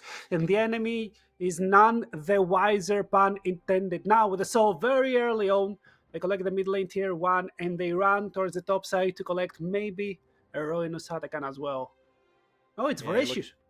Yeah, you can look at that damage graph to show the value Romer had there. Leaps and bounds ahead of anyone else in that play on the Xerath, chipping away. Doesn't have kills, but it doesn't matter. He's got 2 items deep. He's got the Triumphant Sword Shoes as well for extra pen. He is very, very strong as the Atakan is picked up without contesting for Pain. So now they have the chance to force another play quickly if they want to.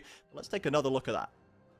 Yeah, I was looking at Romer. He was connecting with skill shot left, right, and center. He never got any attention from the enemy team. Even now, Hidan is so close, but they just engage on top of him. And Fu, he tries to escape. First time that ult is being used all game long. He continues to use for vision as well. Weiser flashing on, getting a second kill. Not a bloody game, but a game that Pain controls through and throughout.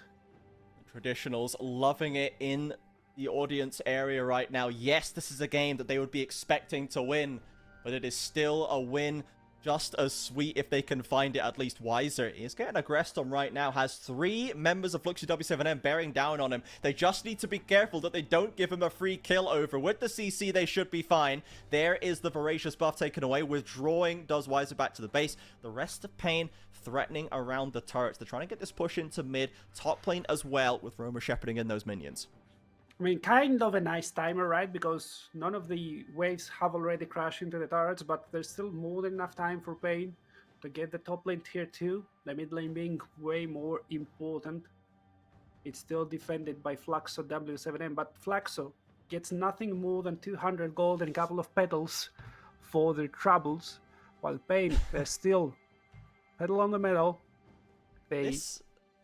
This is what we mean about Titan taking a step back on the carry position, right? Just look at that damage graph, bro. Weiser and Roamer are so far ahead of everyone else, and Titan has done 6k damage. He's done 2k less than Marvin, who was 1-1-1. He's done less than Hidan, who was 1-3-1. This MF just is not the key part of the damage profile, but it's not to say he's not doing his job well, and Roamer and Weiser are just well positioned to pick up the slack, as now they're trying to stop Fluxy W7M from getting into this Baron pit. Ganks with the ult on as it ticks off, but Titan finally picks up that kill, gets some value done, but clipped by an Ezreal Q is sent back to the fountain. Fu will die on the front line as the rest of Fluxy W7M are fleeing back into the jungle. Weiser drops the equalizer. Marvin has to E over the wall to safety, and the rest of them will survive, but again, it is cut and dry for Pain. Yeah, and Karaoke and Titan still have the Voracious buff, the 4GA. They are respawning and now beelining back into that Baron area, trying to try the same thing once again. Gang still needs 10 seconds to spawn and 25 more to join the area, so that might be the angle for Pain to secure Baron buff. Yeah, and let's be honest, this game has looked like the game that Pain fans wanted to see here today. Pain look like head and shoulders the better team than Fluxy W7M. They are the tier 1 team to their academy roster in Fluxy W7M. That is the reality of where these teams were formed, and that's the reality we're seeing on the Rift. Yep, and there's still nice sign from Fluxo, right? They're not getting steamrolled by any means, but the game is so clean from them. They're playing the long con. They're not overextending anywhere. They're not trying to flex and style on their opponents. They're just trying to play some good old traditional League of Legends, get leads, and balloon those leads and just get better and better than the enemy team. Now, Titan completing the Infinity Edge, and I think now he's gonna start dealing damage. Yeah, he's going to start hurting right now. That is good to see. Hopefully, for anyone who has Titan in their fantasy teams, would love to see him pick up some more kills, to be honest. In a game this dominant from Pain, 27 minutes in, you expect Titan to have a little bit more cash in the bank, but he has not been on the front lines right now. Let's see if he can get a few more as the Baron wave is pushing in. Ocean's Soul protected as well. There is a deep flank from Geeks, Rev. You're absolutely right. The Weiser ultimate is a little bit too deep, to be honest, and the tower's still there. He's been charmed up by Rakan, and he's gone down. Pain, maybe they stepped too far, but the Titan ultimate is uncontested. Roamer and Titan raining fire from across the jungle wall. A flash from the Xerath, cannot connect the Arcano Pulse, looks for a W, finds the slow, clips him with the last Q, and Roamer gets the 4th kill of that fight. Pain now surging forward to the base.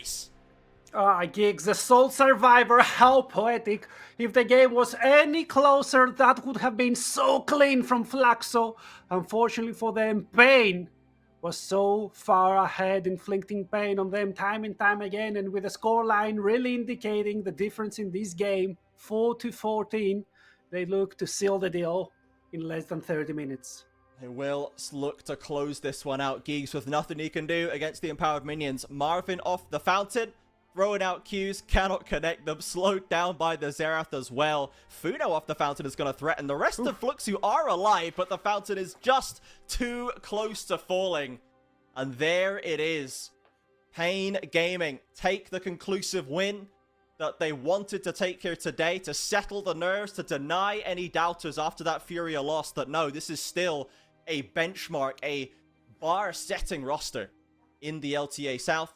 And Fluxu, unfortunately, they were a little outclassed here today. Unsurprisingly, they were not helpless, but again, it just looks like a roster that we wouldn't expect to be able to truly compete, and today, they didn't really have much luck.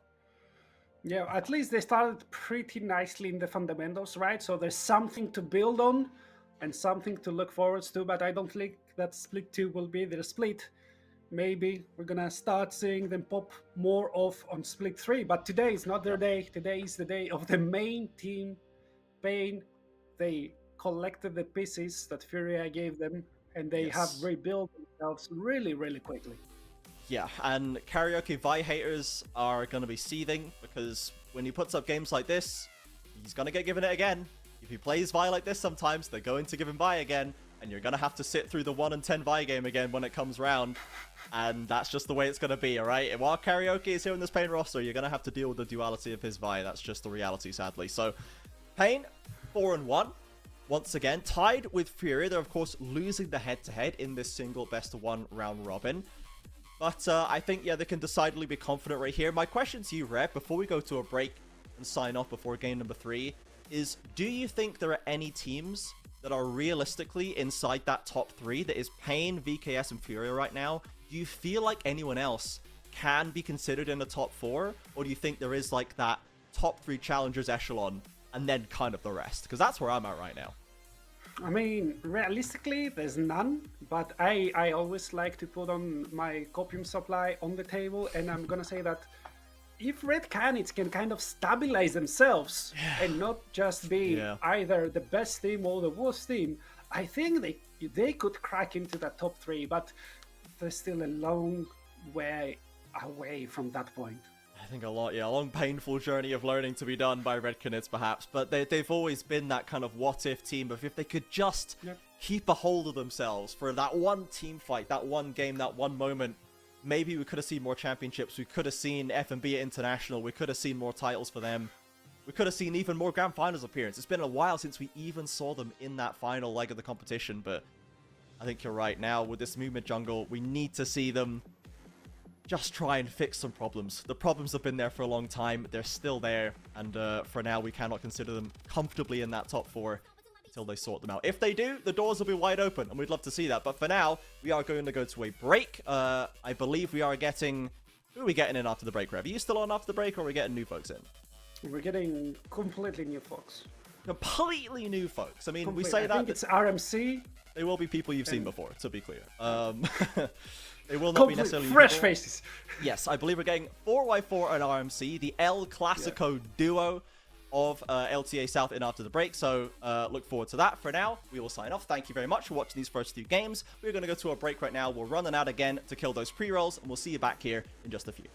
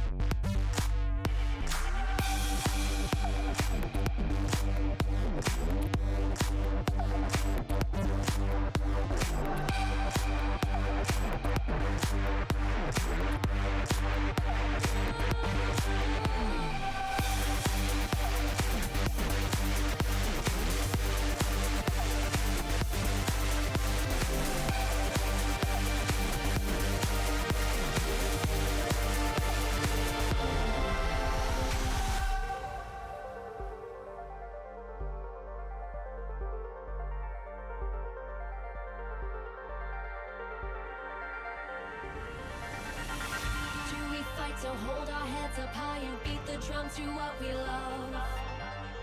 Risk the follow, we have felt it all come crashing down from far above. Stars are rising, countless worlds colliding, only one will take it all. Can we bring to fall the giants? Can we make the final call? We are the ones to ignite the darkened skies, the champions of the world that we defy. Our solo ride of the few who rise up high, and we all fight at the last light.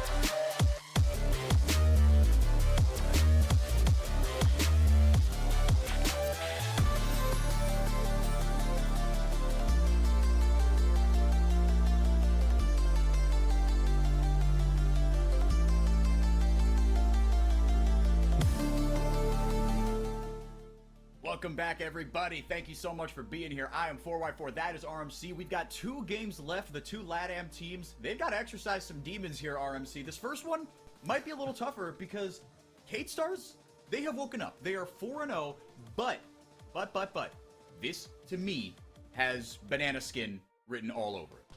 Oh yeah, and we were talking about it on the Gringos the Bros podcast earlier this week, or you and Trajan specifically, along with Rose, were talking about it. The fact that K-Stars currently sat 4-0, undefeated, but it feels like they haven't faced the top of the standings just yet. In fact, this week, literally, the 4 teams they have beaten are in the bottom 4 of the standings. That is just a fact. Some of it is alphabetical, hokey pokey, but like, yeah, they have not played anyone good. Yeah, and this last week, it does feel like, okay, they're facing Leviathan today, then they'll be facing, I believe it's Furia tomorrow and Pain on Monday. So it's kind of increasing levels, and yeah, they start with Leviathan. If they slip here, like the banana peel game you're saying, if they slip at this point, it does not get easier for them. No, it really does not. This is the prove it week for sure. This Super Week is really, really interesting for a number of teams. And Cade right now, they've got a heck of a task ahead of them. I think Cade and Furia, right, are the 2 teams that we're kind of looking at. Okay, how for real are these teams? Furia seems like they've knitted it all together. I was extremely impressed with that performance against Red, even though it was there's a lot more to unpack there. That's a bit of an oversimplification. There's a lot of shenanigans in that game. But this one, look, this Cade lineup, but it's again CL mashing players who have never played with each other before, basically, and turning them into something consistent. Bold, Desamas, Kissy, Morteus, and Trimby. Trimby, the big name import. Morteus, he was the prodigal son in waiting, and he has come on in a big, big way, RMC. Yeah, and I don't even want to call Borteas prodigal because he's been sitting there in the Gatestars Academy for so damn long, and he's finally getting to step up and really delivering. He's been, proving himself, but I'm kind of looking at Desamas a lot in the jungle. He's the one remaining player from last year, from that roster that went first in the regular season both games, and it feels like he's trying to continue that legacy here in Split 2. Split 1 doesn't count. There was no regular season in Split 1. Whereas here in Split 2, with the best of ones, Desamas is continuing that. He's been dominating in the jungle, and if we take a look over to Leviathan, that's where all the question marks starts to show up, right? Like, Scary was another guy who we kind of had in the same vein as Desamas, like a newcomer, a younger name who should be given an opportunity to prove himself. He proved himself in Split 1, but here in Split 2, him and Prods especially, I feel like the engines of the team, they're just not running. No, and it's like you said, that is how, again, there's limited amounts of data you could take from Split 1, the kickoff tournament, right? But you have to take everything with kind of a grain of salt. But one thing that was kind of undeniable before the cross-conference play, Scary and Pro Delta were making things happen, and that was kind of the best-case scenario that we were envisioning for this team. And I think that you would still say is the best-case scenario for this team, because without that, this team seems to have fallen apart at the seams. RMC, you had a damning statistic about one member of this team. I want you to repeat it on air for our viewers. Yeah, it's a funny statistic, pardon me, because it's damning, but not for the player who has the stat. So the stat is CEO, this 80 carry for Leviathan, the guy who went toe-to-toe with Titan, not just in Split 1, but at Rhodes as well. He has a 39% kill participation, second lowest in the entire league right now. That's unheard of here in the LTA South, where our 80 carries are often the stars of their team. But I'm looking at that, I'm not thinking, oh, CEO's not joining the fights. I'm thinking, Leviathan's not bring the fight to CEO, and that's why I'm looking at Prods. I'm looking at Scary. Like, you guys are the engines. Y'all should be playing around the bot lane. Prods, you literally lane with the guy. Why are we not seeing action down here? Yeah, and even if it is a little bit of a little bit in column A, a little bit in column B, right? The point still stands. If you're 80 carry, your main source of damage is getting left out to dry. Something is going wrong, right? I mean, if anything, and it's not like CEO is a slouch or some bum, right? CEO and Cody, they are, like, legitimately really, really good. Again, you could take only so much from Split 1, but they still put together a very, a respectable run. They took it to IE when we thought IE were going to be a way better team than they are. They're coming up next against Loud. So if you want to watch 2 disaster franchises go at it after this one, stay tuned. But Zothvi RMC, he's someone that, I mean, he's been extremely consistent, right? He was kind of the biggest question mark. I called him Wi-Fi because his name looks like a Wi-Fi password, but he has really, really turned it on. He's been extremely consistent, even from Split 1 to Split 2. He was okay in Split 1. He's been okay in Split 2, but the rest of the team has gone far below okay. Yeah, and this game, we do have Leviathan on the blue side. First pick Gwen, likely going to Zothvi. He's got to step up and do more than just okay right now. And it's unfair because, like we said, I think Zothvi has probably been their steadiest performer. It's probably not fair to ask more from him. But with the way Scary and Prods have been kind of not running, with the way CEO's been kind of just left in the side lane, and Cody is not looking like the number 1 mid LTA South right now, it almost feels like it's falling to Zothvi by default. Yeah, the Azir picked up here by, I'm assuming, Kissy, but as we saw earlier in the day, You know, It's a carry Bo could play, right? That's how it works. Look, Gigo played his behind off on that champion. He was really, really impressive. Morteo's probably going to be on the Varus. They keep hovering the Rex side. I'd love to see the inside joke behind that. But RMC, Gwen, look, until FNB made a very boneheaded decision to go into a Krug camp a couple hours ago, right? He has that Gwen. He was playing his butt off on that Gwen. This champion is simply extremely strong. Very, very B1 worthy. What do you want to see? I mean, I feel like you have to take it R3. Right, you have to take the matchup into the Gwen R3. Otherwise, you're going to get a couple nasty bans thrown your way. Yeah, and one of the champions we used to see matching Gwen when she first came out, when she was absolutely broken, was Jax. And Bo is a great Jax player himself. He has actually played the split already, so I'd love to see him, pick the Jax right here as a counter. If not, I fully expect it to be banned away.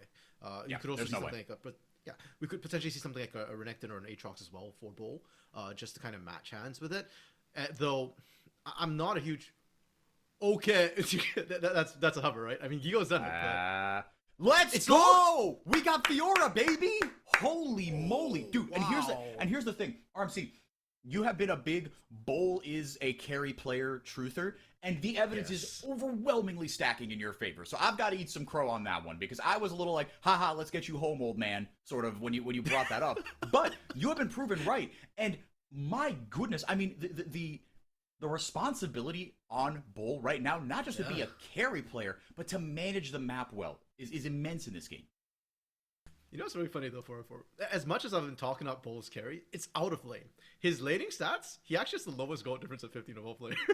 That's crazy. 680. I would not expect that. That's wild. It's weird. And I'm a little bit hesitant, when you're picking a duelist, right? Like if you pick something like a Jax, like a Gwen, like an Aatrox, you're not just picking it for lane. Like, you're a carry in a team fight sense as well. Whereas Fiora has zero team fight ability. Like, her idea of a team fight is I will find a target, I will kill a target. Yeah, exactly. And I'll kill them one by one, and that's how I team fight, right? I find a team, one after another. She's not going to have huge impact if she falls behind. So I'm looking at this already and thinking, okay, what does Desamis pick? I need a heavy ganker to facilitate Bo and make sure that Bo doesn't slide behind in gold difference, in CS difference at 15 again. I mean, the Sejuani, nope, it's not. Just kidding, it got banned. 4 jungle bans for Leviathan. Yeah, and that's fair enough. And you've taken away a lot of the premier jungle picks in this one so far. So, I don't know, man. I mean, look, okay, Wukong could be, but yeah, no, that's fair enough, right? And you talk about something that needs a little more kind of team fight presence, right? That can kind of muck it up, right? Because top laners, if they're not just straight up duelists, right, they can draw more attention to themselves that way. Wukong filling that mantle a little bit, I like it. I think it's perfectly fine. It's going to allow Desamis or Morteus, to land a couple good chains of corruptions, right? But you need a little more CC. I would still want a little bit more CC, right? I want a bit of a CC bot in the support role. I just don't think, Azir and Wukong is enough, right? Because the fact of the matter is, it's just your ultimates, right? Sure. It's you have a bunch of CC in this composition, but it's all in your R button, and that is not sustainable. RMC, if we get a Cho, what would this be? Cho Jung? Cho mid? Mid. Yep. Dude, yeah, it'd be the old school. Like, don't put Cody on effing Cho'Gath, dude. This is not it. I promise you, this is not it. Okay, that's fine. If they do go Akali here, give the dude something he can carry on, 100%. I was just thinking that you're talking about not sustainable for Cho'Gath is very sustainable, but the Akali makes a lot more sense. I mean, we talked about Cody in split 1 looking at the best mid, LTA South, and you want to give him something with hands. Now for Kate Stars, they are still looking for support. With all the jungle attention, support was left completely untouched. So you want CC FourY4? All the CC options are open. Renata as an answer into the misfortune, I don't hate it, but I mean, you've got Braum, you've got Leona. Those are so much easier. They give you the CC engage as well, and I do think they need a bit of a tank. Yes, no, for sure, right? You don't have any tanks, right? So I mean, Braum is a tank, but he's a tank support, so that comes with that little asterisk. But just into the MF, right? I mean, look, and it's not like you don't have other ways to win fights in this Leviathan comp. You do. You actually you can team fight pretty well, right? You can stop things like the Wukong or the Fiora or even the Azir going in, right, with the Crescent Guard and you have more damage, but the MF ult, right? That is such a boom or bust ability. Just take the Braum, negate that, right? Make Cody and Zoth's lives that much harder, because if Leviathan have 3 ways to play this, the game just gets so much easier for them. It's so much to keep track of. Yeah, and I've got to say, I'm not a huge fan of the Leviathan composition. Again, with the misfortune with very, very poor setup. You've got Prods, who's going to set you up, but that's about it. And then the rest of this composition with the Gwen, with the Xinjiao, and with the Akali, you're looking for skirmishing. You're not looking for team fighting. So their draft feels like the Leviathan problem we've been seeing for most of the split, where there is a bit of a disconnect. We're not necessarily seeing a lot of synergy. And Cody's being left out to dry again. Sorry, not Cody. CEO is being left out to dry again. If CEO has a great game on this Misfortune, it's going to be off his own back. Like, at that point, this guy is just incredible as an AD carry. Well, and I want to go back to something you said earlier, right? The Misfortune without setup is tough. Even the Akali, right? There's pick potential with this composition without the setup, right? Like, how do you get? You want to get picks. How do you get picks with CC? There's not a ton. There's not a ton. There's not as much as I would like. Right, so it's like you said, you're just going to have to kind of out-hands people and really get a lot. It's not just out, like, when we talk about skirmishing, right, these sorts of compositions that really need kills, it's not so much like, oh, you have to win the skirmishes. For me, tell me how you think about this. You have to dumpster the skirmishes because you're not going to get the gold on the margins elsewhere as easily. That's fair. I think that's the easiest way to kind of go forward is if you dumpster skirmishes and get big enough lead, then the game simplifies a lot, for sure. But I think even if you don't get a big lead, then the other thing becomes split pushing. Right? After all, that's why you have Gwen, you have Akali, because they win the 1v1s, they win the 2v2s. How do you feel about Akali? I mean, okay, so into the Fiora, right? Obviously, she's a great duelist and a great side lane threat. Who do you send to match her in the late game? Yeah, okay, so that's the thing. Is there's a lot of pressure now on Bull for this Fiora pickup. And this Fiora pickup is suddenly actually going to get a lot of value if you can do it right. Because I do feel like Fiora is one of those champions where if your hands are good enough with her, she wins every matchup. Like, she is the duelist out of all champions in this game. So if Bull's hands are good enough with this Fiora pick, he'll win against the Akali. He'll be able to win against the Gwen. And then at that case, suddenly Leviathan, how do you win this? You don't win the team fight. You don't have enough team fight tools to set the MF up to actually win that. And MF herself is heavily based on her ultimate, which requires setup, not her auto attacks. You don't win the split push. And then at that point, we're going back to week 1 Leviathan, where you're praying for a 40-minute mistake, get a pick, and then try and win the game, I guess. Yeah, and again, we talk about sustainable ways to win games of League of Legends. Don't put that at the top of your list, boys and girls. That is that is not a sustainable way to win the trivia of sustainable ways to win games of League of Legends. Anyway, as I get out from my own rear end, RMC, nothing crazy here with the Keystones, but look, Cade, again, this is probably, I don't know if it's the toughest team you've played against, but you are going to need to see good, I think, team fundamentals here from Cade as Kissy eats a little bit of damage. Morte's actually able to get the slowdown. As the Samus coming through, able to get actually pretty decent early damage. There blows a flash from Cody. Well, that's not a bad way to start it. No, not gonna lie. If anybody on Cade Stars was the one to come in a flash, maybe they could have found a little bit more. But I do like this from Cade Stars because as we were talking about how these teams want to play for Cade Stars, I think the biggest thing for them, 4-0 right now. Their hands are not in doubt. Their macro is not in doubt. Their draft this game is not in doubt. So if they were to slip up, it would be if they were not being measured, if they're not being controlled, and they fall into the chaos that Leviathan really thrives into. And right from the get-go, the fact that they're all holding their flashes for other advantages for later plays, I think is a good sign that Cade Stars is going to play this measured, play this clean. Yeah, no, 100%, right? And that goes back to something that I feel like, I mean, I forget if I was talking about it on a broadcast or on the podcast, but like, that is so often a criticism of Brazilian teams, is they get sucked into fighting when they don't need to. And this game could be a microcosm of that if it goes how we expect it to. Zothby gets a level 2 here, trying to make it Bull's problem now. Chases him out of trouble. Held out of the ghost, did Bull. And Zothby didn't quite have everything, right? The early cooldown on that Q means that he can't really double down on that. If it did, you flash on him, that's probably Jover. Yeah, it's critical to notice as well that Zothby actually walks off that trade with less health, despite hitting the level 2, despite having a bit more kill threat with that leveling up. He is behind, and now Bull has hit level 2 as well. He could potentially look for a re-engage and win that trade. With the Ghost as well, Zothby is very, very pushed out. If Bull wins that trade, he will secure a kill. About a half, not even a half, just on the margins, down a little bit, but Bull playing respectfully with these level advantages. Doran bladed to Doran's ring for both of these champions, holding out of that biscuit. And reminder, kids, that biscuit, it's percent health regen, so they're going to be popping that right about now. There Riposte misses. Zothby gets the Conqueror procced. Bull going to chase him down with the Ghost. Zothby still has his flash. Going to do a little alcove gaming after the ward is dropped. And everyone exhale, but summoner advantage to Zothby. Yeah, and meanwhile, Desamis and Scary are both kind of in the area. Top lane looking real juicy. They're like, we need to get up there real fast. We got a fire to put out. Yeah, the funny part is Samus actually went to Krugs first. So I thought he'd take, the Krugs and then actually move into the top lane, but he went back for red, and that slowed him down. There is a ward that will spot Samus running in. Zothby He's baiting for Scary. I was going to say, exactly. If he didn't have Scary there, he'd be nowhere near that Pixel Brush right now. But Zothvi going to pop the recall here. Scary should be fine. He's going to take a boatload of damage, but that'll be about it. That'll give Scuttle advantage over to Cade. But again, that is about it. Kissy running a little low on mana here. Cody doing a good job of really making him work, right? Again, this could be a tough matchup for the Akali, but that Doran shield giving him a little bit more sustain. Up about half a wave of CS. Actually, pretty much a full wave of CS right now. Scary going to take over that Scuttle Crab and actually just yoink that out from under the nose of Desamas. All right, did not have that on my bingo card. And that comes partially from Bull overextending a little bit. They wanted to chase Scary down, and that gave Zothvi time to actually recall and teleport back into lane. And the moment that happens, Desamas knows, I can't fight this. If we 2v2, we are going to get wiped by a full health Gwen who came back in with an extra Amp Tome in pocket. So Lev actually winning out small advantages. And you were talking about mid lanes, Kissy kind of getting shoved in a little bit, falling behind.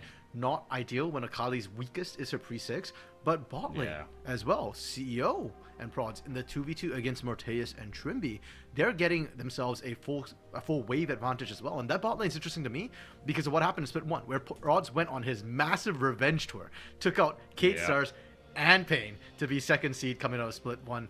And here in Split 2, he's getting his revenge, it feels like, once again, on Trimby, on Morteus, showing that, hey, you know, I can exert pressure and maybe I was the better support to pick up. Well, he's going to have to prove it against a 4-0 team. Trying to pick up... it's a shame because this... If Leviathan continue to Leviathan... Oh my goodness. Bull were posted the completely wrong way, but I understand what you were going for. Maybe that was just a misclick. Maybe I'm giving him too much benefit of the doubt there. But this could still be... Even if Cade win this, and as far as the macro story is concerned... Hold on. Trimby going forward. Scary and Desamas again. They both seem to be at the right place at the right time, RMC. These junglers. Yeah, they are trying to make things happen, and they are competing for same objectives. So they are both looking potentially at these grubs right now. Desamas getting pushed out of his own jungle. The pressure Cody's putting down on Kissy, and the pressure Zothvi has put down on Bull.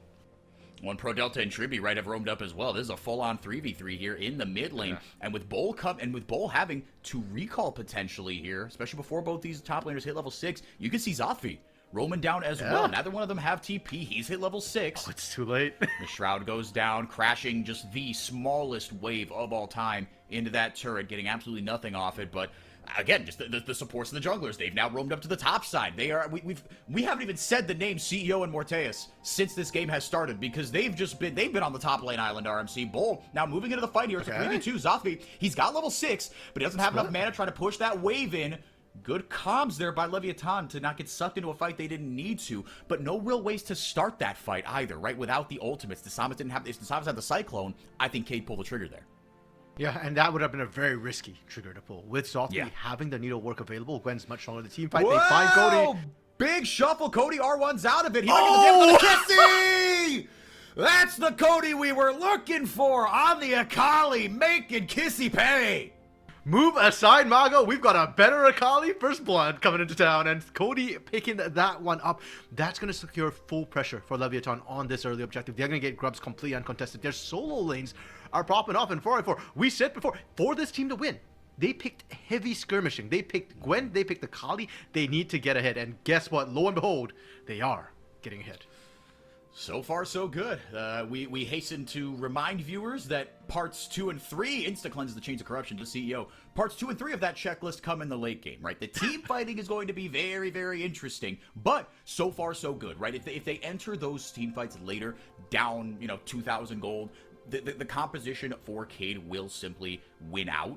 But, right, this isn't an amazing draft by Cade either, right? We talk about setup, we talk about CC, and it is still, for me, a little too much in the R buttons for Cade Stars. But let's look at this one again. Cody, he gets dumped on really quick here, able to just hop, skip, and a jump. The mobility on this champion is incredible. Yeah. And then and he knew, and like, again, we've watched enough League of Legends to know if you've got like a 5th or a 4th of your HP there, and Akali lands that first half of her ability, you're toast, dude.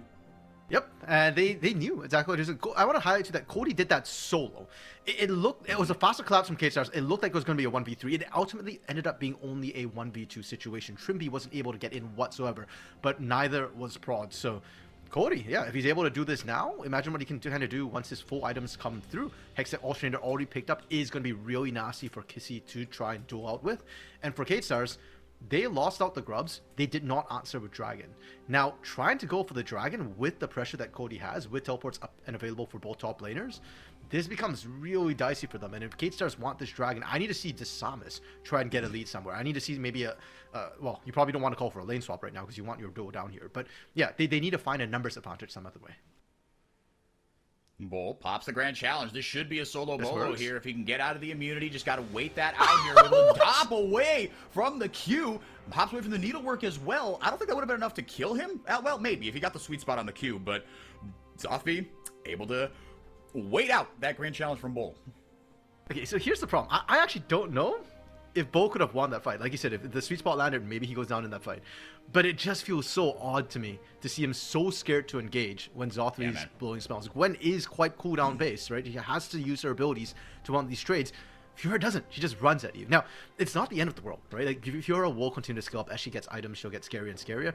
It just worries me a lot that we're just talking about trying to find a numbers advantage somewhere, and it felt like Bo had the option, had the chance, and then backed off.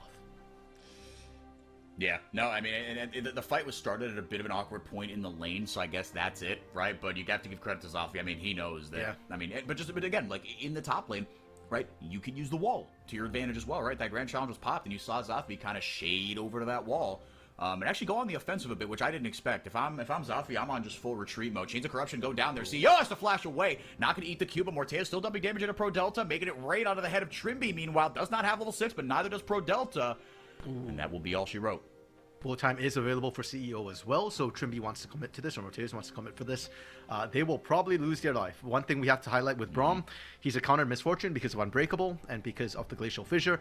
Unbreakable blocks the damage from coming through by making Braum tank the damage. So it works out to a certain extent, but if Trimby's low on health, his Unbreakable will actually get him killed. So he has to be very, very careful about how much health he has when he tries to stop those ultimates coming through. Yeah, it's that DR, right? But it's not like it's not immunity, right? And it lowers the damage a lot, but yeah, it does all go on to Braum. So you have to come into that fight healthy for sure. So, and I mean, thankfully, I mean, unless you get hit by a wayward Q, right, from CEO, they don't have a ton of tools to chunk him down. To be fair, right? There's no Jace, there's no Varus, right? So it you know, Trivia's gonna be hard pressed to not come into a fight in really good position, but the TP coming down here to Samus. Oh man, Pro Delta coming up as well. It's Cody that comes in hot. He wants to kill there onto Bull. He's dancing, orb walking onto him. Grand challenge popped. But Bull using that purely as a defensive measure here as the Grubs are on the menu, trying to make it 6-0 for Leviathan onto these Grubs. They know exactly where they are. Cody still has his ultimate, RMC. Yeah, and Kissy has teleport as well. He can try and match on this top side if he wants to, but it looks like Kate Stars, they just don't want to fight this right now. I think they're very, very wary of the strength that Zoffy and Cody have, and as you said, Cody has perfect execution ready to go. They don't want to feed any more kills over. So they'd rather just slow down the game, play for the macro objectives, get those plates, maybe potentially look for first brick as well, because for as well as Leviathan have been playing in terms of getting kills and getting pressure on objectives, they've not really been able to push up the lanes quite as well as Kate Stars have. No, agreed. No, Cade, they've done a good job on that front. I mean, Bull is, you know, he's getting tonked a little bit in terms of CS, but hasn't given up that crucial kill, right? If Zothvi gets rolling on this Gwen, she can absolutely take over a game here. It's, you know, it's a moderate range competition. I don't think I'm ready to throw that card down just yet. But RMC is the lead right now. I mean, it feels like time is ticking a little bit, right? Kind of on these early skirmishes, right? I mean, we've still kind of just started the mid game in earnest here, or a couple minutes away. Anyway, do you feel okay about what Leviathan have done so far? Or are you getting worried? No, I think both teams are pretty comfortable where they're sitting. Kate Stars doesn't mind going down a little bit in the early game because they are more of a team fight based composition, and early game is not where 5v5 team fights usually happen, at least not anymore here in LTA South. 2 years ago, 3 years ago, yeah, sure. Every objective, all 5 members. But right now, no. They're waiting more, you know, for that 20-minute mark-ish before they really start to come online. And as for Leviathan, small leads are fine. They're probably a little bit further behind than where they'd like because we keep seeing plates go down the way of Kate Stars. That's why the gold is as close as it has been so far. Good catch, good catch. But they're still okay. They're still in their skirmishing strength. And the scaling of Gwen and Akali is really, really good as well. So as long as they can keep winning side lanes, they're probably still okay with that. Very interested to see how these side lanes are going to go down as this game rolls on, right? I mean, Bull, like you said, Fiora's not a team fight champion, right? Like you said, her idea of a team fight is just a fight. There's no I in team, and there's no Fiora in team as well. Fiora. Yeah, there's no Fiora. Wait, no, there's an A in team. Never mind. Anyway, Kissy and Cody going to do battle here in the bottom lane. Kissy almost, I thought he was going to go for the all-in here, but able to land the Shuriken onto Cody, swinging it. Above his head is the Akali. Dragon spawning here. Turret plating is going to go down pretty soon here. And it's just that slight lead for Leviathan, but I'm glad you pointed out the turret plates, RMC. I mean, that is pretty big to think about. And as far as the goal is concerned, and the grubs, as the dragon spawn here, taken by Dasamis. The grub spawning as well should give Leviathan a hand, right? You have two very powerful duelists in the Gwen, in the Akali. Gonna try to dive onto Bull here. Grand challenge, pop flashed away. Not even a question. Scary, picking up kill number 1 for him. Yeah, it was just that easy. Just getting in there. Bull was kind of low, and that's why we're kind of expecting to see maybe a bit more aggression on the top side with how heavily they were trading. Kate Stars will be able to pick up their first Drake, or the first Drake of the game actually, at 14 minutes for FourY4. It spawned and it sat, and it marinated in that dragon pit, and nobody wanted a piece of it till now. Kate, it's a nice consolation prize, I guess. I think the bigger win for Kate was because they stalled up for as long as they did. Even after they get dive on Bull, there's no plates to be had. Cody pushing down bot side, no plates to be had. It's turret or bust, and it doesn't look like they'll be able to get the turret just yet. Kate Star's teleports are answering well. Yep, still 0 turrets on either side. And it's just that first dragon. Yeah, just the one. That is remarkable. Yeah, neither team wanting to really go for that. Get another look at this dive here. Once, yeah, I mean, when you eat that sweet spot Q like that, there's no chance.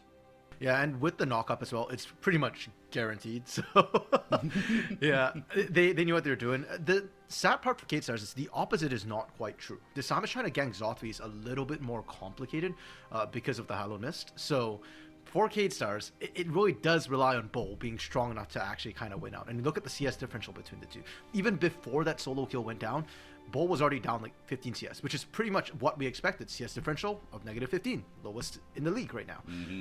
And that's kind of why I was a little bit concerned when I saw this Fiora as compared to, things that can actually team fight, like the Aatrox that we were talking about, like the Jax that we were talking about. Yeah, again, jury's still out. And Ravenous Hydra has come in hot. But Leviathan slowly building this lead here. Cade, I mean, even if they get this win over Leviathan, I don't think the asterisk is going to go away from Kate Star's name of, yeah, they're 5-0, but look who you've played, right? The strength of schedule still is going to get a lot tougher for them. But, if you watch the games, as we think everybody should do, hopefully here on the LTA South Twitch channel, you will see that this was not exactly a super favorable hand that they've been dealt. Or am I coping too much for Cade? Is there something you would have liked to see more of in this early game? I'd like to see a bit more to Samus, but he's on a Wukong, so you have to kind of wait till level 6. So I won't hold that against him.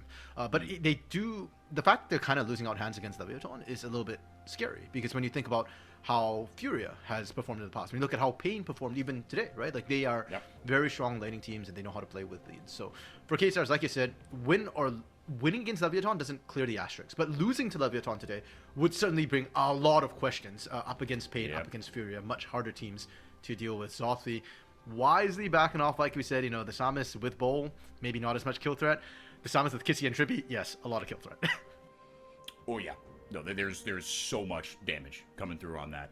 And now the Azir tower goes up as finally Cade able to take a tower, not one, but 2. Just kidding. Cody saved its life. He's going for the all-in here, flashing forward. Gets the R1 down, misses the Shuriken, but the Grand Challenge goes out. Again, Bull having to use that pretty much purely defensively this entire game. Able to get 1 tick of damage down. Cody playing the wall very nicely. No tower to retreat to, but Bull able to dash away. Man, oh man. Didn't even need Ghost for that one. Yeah, I'm actually really surprised. I was watching, waiting for him to pop the Ghost, but he knew that Scary couldn't actually get in range. No flash available for Scary to, get the slowdown. And for Cade, they're going to be very, very happy with that. Bull especially is going to be rather happy with that. He doesn't get the turret, but it's set up and primed. And I almost like the priming of it in case Cade want to give it to someone else. If they want to look for team fights, they might not care about accelerating Bull anymore. They might just say, okay, you've got your Ravenous Hydra, just go sit in a side lane and push. And the rest of us, 4 people, will group up and try and force objectives, force Lev to come to us. And if that's the situation, they need to be strong enough to be able to survive an initial 5v4 should the odds be poor for them. Now, that'll be something to look out for. I think that's a very likely scenario, should that come up. Bull, yeah, I don't think he likes his chances in that 1v1 against Zothwi. Nope. They're on kind of similar item breakpoints, right? 1.5 items for both of them. But I don't know, man. I haven't been stoked about Bull on the Fiora, right? We talked about it. He's a good team fighter. Fiora plays very uniquely to many other champions, right? It's a little bit like Yorick in that way, where team fights just really aren't on the menu. We have seen Yorick in the LTA North. I wouldn't be surprised if we saw it in the South eventually. That champion apparently is, he's a special boy. He's a special boy. There's the old Yorick joke, right? Yorick walked into a bar. There was no counter. Ah, nice. I actually haven't heard that one. That's good. That was old Yorick when he first came out. He was absolutely busted then. I do think he has counters now, but certainly I think a lot of people might not know how to deal with it. So... Well, I think that's exactly it, right? It's just the unfamiliarity with these, with some of these champions. But as we get into this mid game here, yeah, the Bull versus Zothie matchup, I'm not really liking, but we haven't really seen anyone else kind of get going, man. 2-0 this early on, and still with the one dragon taken. It's been quite the slow-paced game, but Leviathan, little by little, they're accruing these leads. They're going to start up this dragon here, get their first one of the... Yeah, we are not going to see a soul win condition unless this game really devolves into madness. The KPMs, the kills per minute, go way the hell up. RMC, looking forward here. Again, I'm going to ask you kind of the same question that I'd asked you before. How do you feel about Leviathan's chances in these side lanes? Do you feel like they've done enough? Because a 1.5 gold lead this at 20 minutes, that's not nothing, but I would have liked to see a little bit more. Yeah, it's kind of weird because Leviathan is in control of the game. Like, we're seeing them get all these objectives. We see the Herald being used right now. It doesn't secure the turret, but again, it's good setup. It feels like they're in control. But the gold gap hasn't really grown. It feels like the growth in the gold gap is largely coming from those turrets that they took. When they took the bot side turret, that was when it kind of ticked up and they get this lead. So for Leviathan, it is a little bit worrying that they are not quite able to snowball that gold lead. It is a very slow growth. You can see exactly objective spike, objective spike, objective spike. That's how that gold graph kind of goes right now. 100%. So that feels a little bit uncomfortable. But I'm also looking at K-Stars and going, well, they haven't done anything either for it. So on one hand, like, yeah, Leviathan, I would have liked to see a bigger goal lead. On the other hand, K-Stars, like, do something. You know, it's like that whole meme, like, poking the stick, like, do something. Yeah, like, exactly. You're level 11, you've got your second level in Ultimate at this point. I haven't seen a single Cyclone just yet. Yeah. No, I literally don't think we've seen a Cyclone. Whatever 3v3 skirmish or 5v5 skirmish does break out is going to be extremely informative. But both these teams playing pretty passively. Cade know that, 5-0 record. Again, this is just for positioning, right? No one's getting eliminated at the end of this Super Week. So even if you finish bottom 2, that's not a death sentence. Far from it. It just determines what sort of group you get dumped into. But still, first place does mean you get the team in last place in your group. Which, again, things can get weird in best of 3s. But that is, in theory, a really, really good advantage. Plus the 2 mid teams, right? It's 1, 4, 5, 8 go into the same group. And then 2, 3, 6, 7 go into the other group. Absolutely a tougher draw. The 280 carries, RMC. These guys, the 000 next to their name, they were left to their own devices early on here. And talk about not bringing any sort of fights to the AD carries. Neither team has relied on them so far. Yeah, 0% KP right now for CEO, but Mortius is kind of with them. But K-Stars has always been very good about playing around their AD carries, even when Smalley was their AD carry last bit. Notice I didn't say anything about that fight, because it did not matter. I was looking at who's involved there. I'm like, there's no damage. Your AD carries don't really want to move into that position. And the game continues in a very, very slow, measured pace. Leviathan, I don't know if I'm happy that they're disciplined. Like, they're not picking random fights, and they are slowly winning out this grind at this point. I'm just kind of confused about what exactly Leviathan is necessarily looking for right now. Are we just waiting for these objectives to come up? Dragon's coming up in 2.5 minutes. Asakan is up, and I think we're going to start hitting the point soon. 2 item spikes coming across for both teams, where Atakan could actually be snuck away if the teams are just sleeping like this. If K-Stars refuse to show up, if they lose vision control, and they've not had great vision control around objectives so far this game, there's a very real world in which Leviathan just goes, okay, we've taken all your turrets, now we just go for Atakan.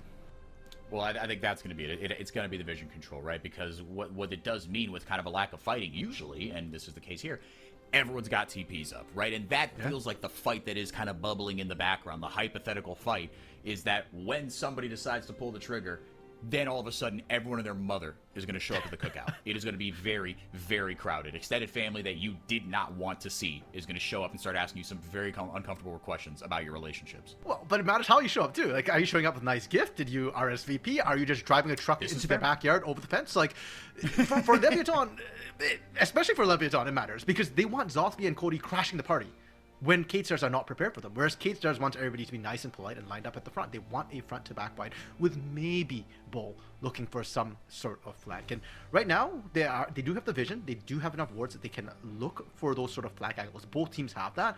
And I do feel like a lot of it's going to come down actually to, at least for this upcoming fight around Atakan, if it does break out in this top side of the map, it will come down to supports actually clearing out vision and making sure that they don't get randomly flanked. Well, no, and I think you raise a great point, especially because of the nature of these champions, right? The Fiora, the Gwen, and the Akali, positioning, how you show up is bread and butter for their kids. I mean, that separates the good from the great players. What I do not hope, and this is going to come very kind of contrary, as the Atakan has started up and just rips through Cody. Just absolutely decimates my boy. You know, Cody beat Kissy. Atakan beats Cody. So, to complete the circle of suck, we just need Kissy to actually beat the Atakan, right? Yeah, let's see. Again, he's still got the control ward there, right? You're going to have to clear that out. What I hope doesn't happen, and this is kind of very contrary to what we love about the LTA South, I hope that someone doesn't just start up the Atakan, especially the Atakan, just because they're bored, right? Because I think there is that part of it too, because both teams, right? You don't just start up your objective just because it is in front of you, right? Both these teams are very, very even right now. Their competitions play out slightly differently, but again, we talk about the angles and the 80 carries, right? They still have to get involved, right? You've got a range advantage for Morteus, but both pretty immobile here, but both with huge ultimates. 2-0 after 24 minutes, RMC. I say that I don't want someone to start a fight because they're bored, but as a play-by-play, yeah. Please someone do something. I was just about to ask you, can you honestly look me in the eye and say you don't want somebody to get bored? Just no.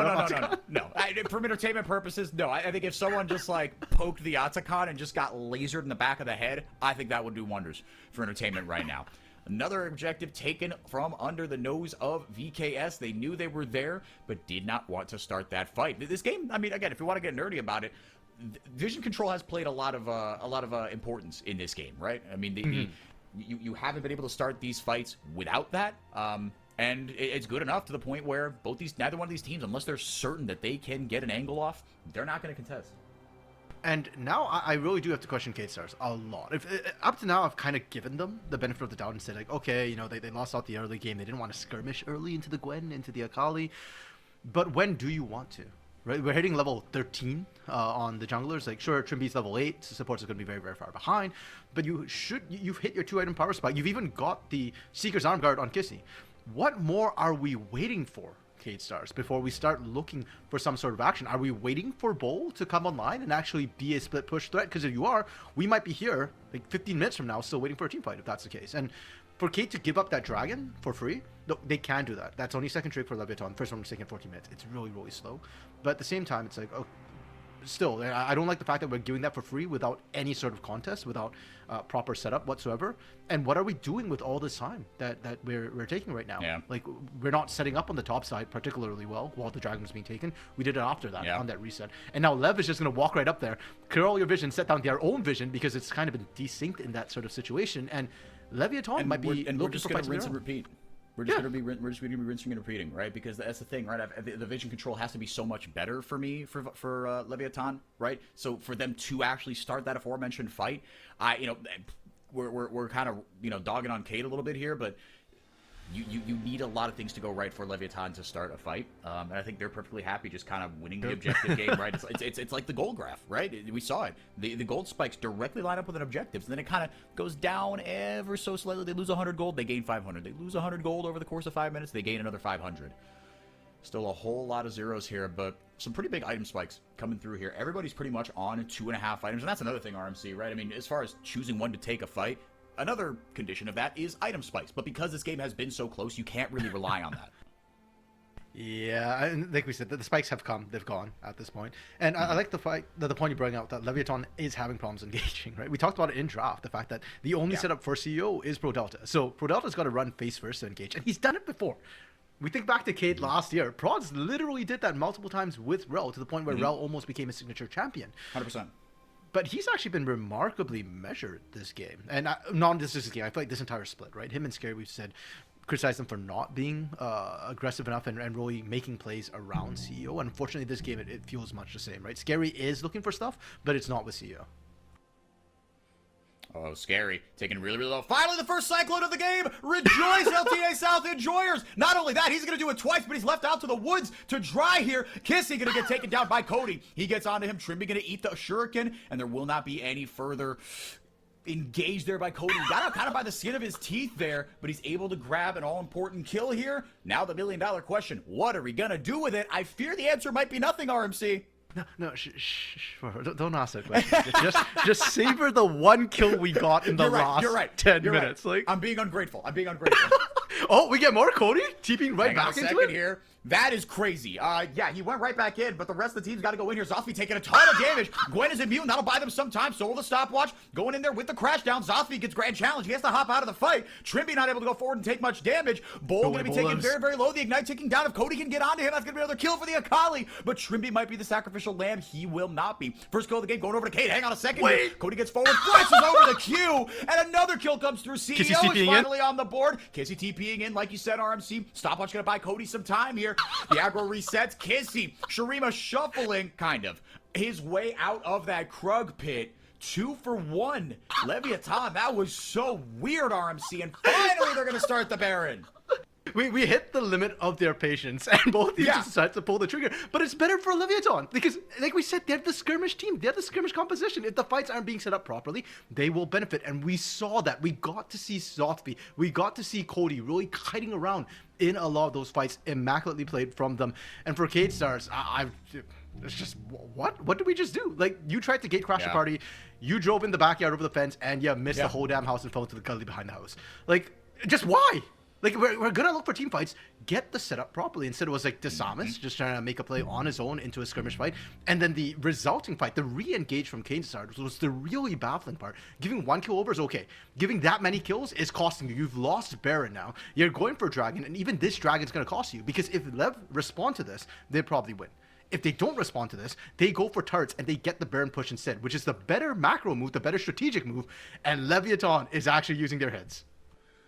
Well, and RMC, I think this is going to be really big for kind of my perception, for me, of Leviathan, because that's something that we've criticized them for, is they get early game leads, right? They've got kind of hands in lane and whatnot, but their mid games and their transitioning, even in split one, this is a criticism we had of them. It has not been good, to put it lightly. But right now, they seem to be really decisive here with this Baron push, right? That Baron power play is creeping up on 4,000. Bold might be next on the menu. Very nice riposte to ward away what would have been certain death. Trivia has to pop a Glacial Fissure just to be sure, but Grand Challenge blown as well. No real, actually, pretty much every summoner is down aside from Desamis' Smite right now. Leviathan at a really good spot.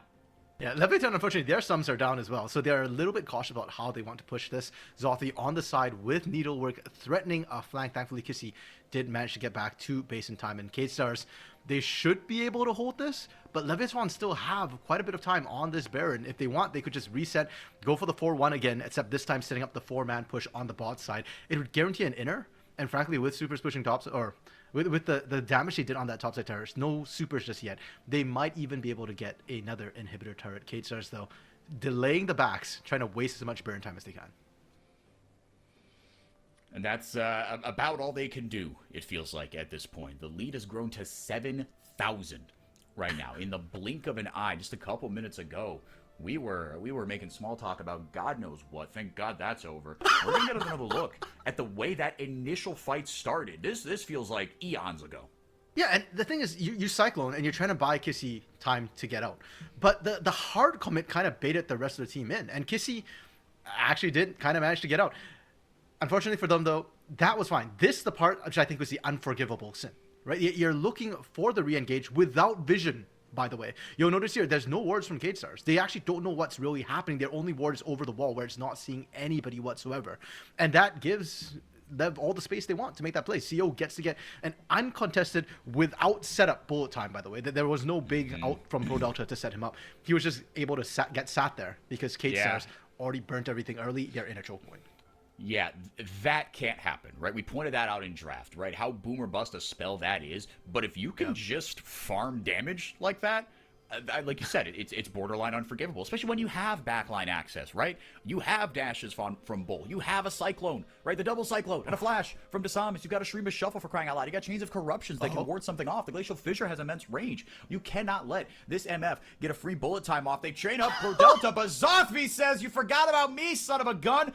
Stopwatch pop there by Kissy to buy more time after the Shurima Shuffle is the gateway by which Leviathan entered, and another unopposed bullet time. Trimby gets the wall up, but it is too little too late. hit Leviathan with a much, much needed win over a K-Star squad that got a lot of thinking to do after they get their first loss of the year handed to them. And question what you want about Leviathan's early game. Say what you want about the non-existent mid game. But the late game, Leviathan knows how to make decisions when it comes to late. And if K-Stars, you're just going to sit back, lie back, and let Lev do whatever they want, they will eventually come to the late game. They'll eventually start making the right decisions, and they will close out.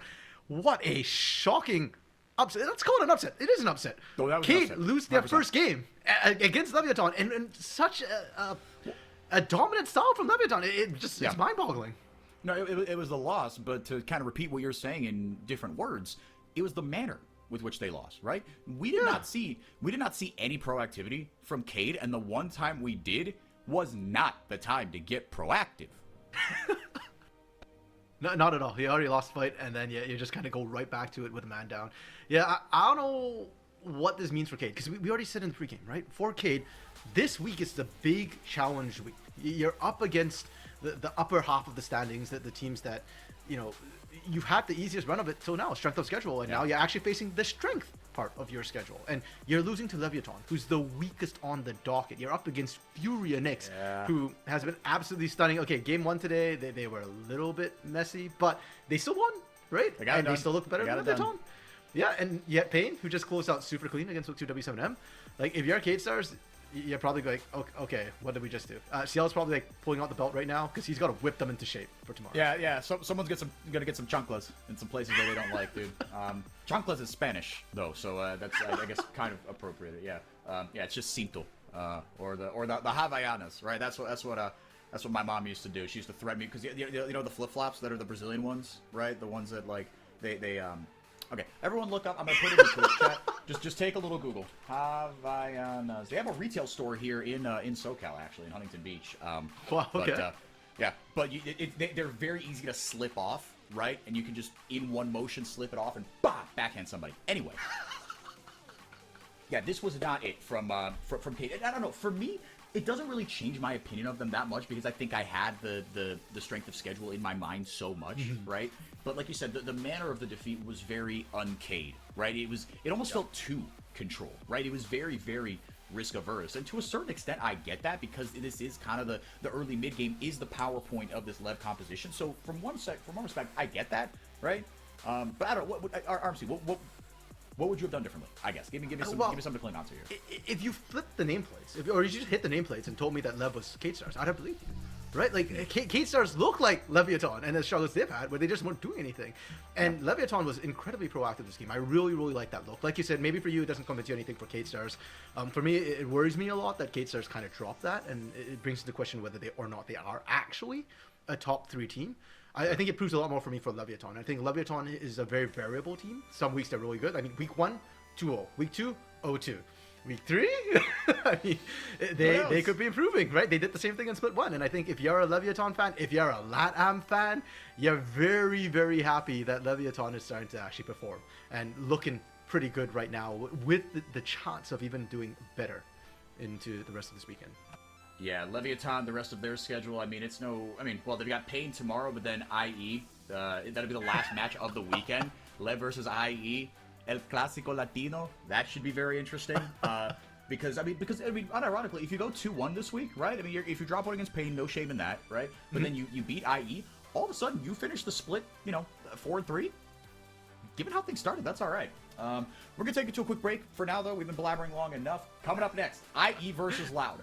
Boy, oh, get your popcorn. Take your pee break right now. Get your popcorn ready and strap in, because I have no idea what's going to happen in the next game. You should be here for it, though. We'll see you there.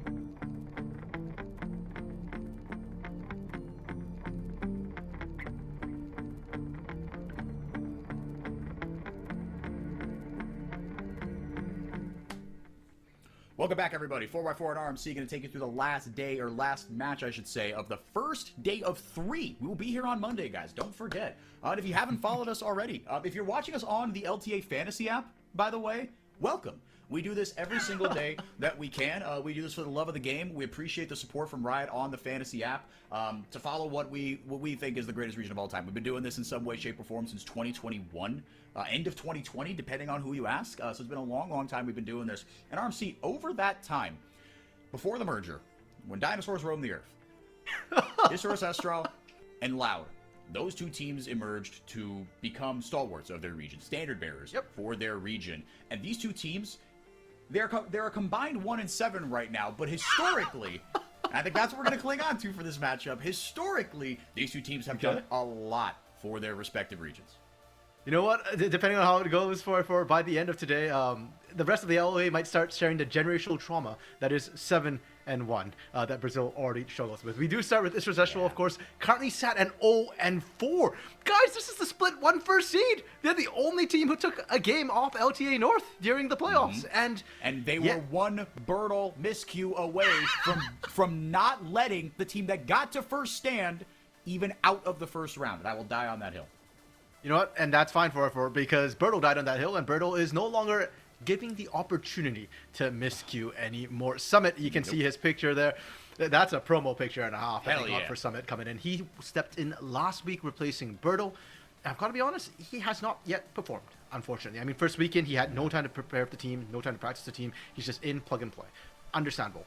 But today, he does need to show up for Isurus Estral, because you look at the talent on this roster. This is the super team. It is also, by the way, the guest team, which means they'll have to play against relegation regardless of how they end. But Jose Deodo, Miryu, Korean import, Snake or Ackerman, a bot lane that's been to multiple international events and held their own against some of the best in the world. And they're 0-4. They can't hold against Brazilian domestic teams? What? Yeah, with all due respect to Brazil, I mean, this team was built for a lot more than that. And like you said, they will have to fight against relegation, which in Split 1, I still think is hilarious, but in Split 1 was infinitely more funny than it is right now. Right now, it's not looking so funny if you're an IE fan, and you've got to go up against whoever comes up from the Circuito Desafiante in the 2nd division. You got some teams down there. You got some teams, some literal CB LOL teams down there to try to take that spot. Loud. You know these guys, you love them, most of you hate them. That's okay. Robo, Shinny, Tinones, Root, and Redbird. And most, if you hate them, it's because they won 4 titles in a row, something that had never been done, and really established a hegemony here in Brazil, and really painted, I think, unfairly our region as a one-team region. But the fact of the matter is, they did something that no team had done before. The great teams of CBLOL's past, none of them had won 3 in a row. Loud won 4 in a row. And RMC, this team has taken on a bit of a new identity now. This is the retirement home. This is the unction, if you will. Shinny and Redbird have come in as the jungle support, but when it works, RMC, it actually works out all right. Yeah, I mean, you can call them the unks, but at the same time, the experience does show, and when they're hot, they are hot. And we saw them last Sunday absolutely pop off and crush. It was phenomenal. Shinny went like, what, 9-0 or 9-1, something like that? It was like 9-0-13. It was an absolutely god-tier performance.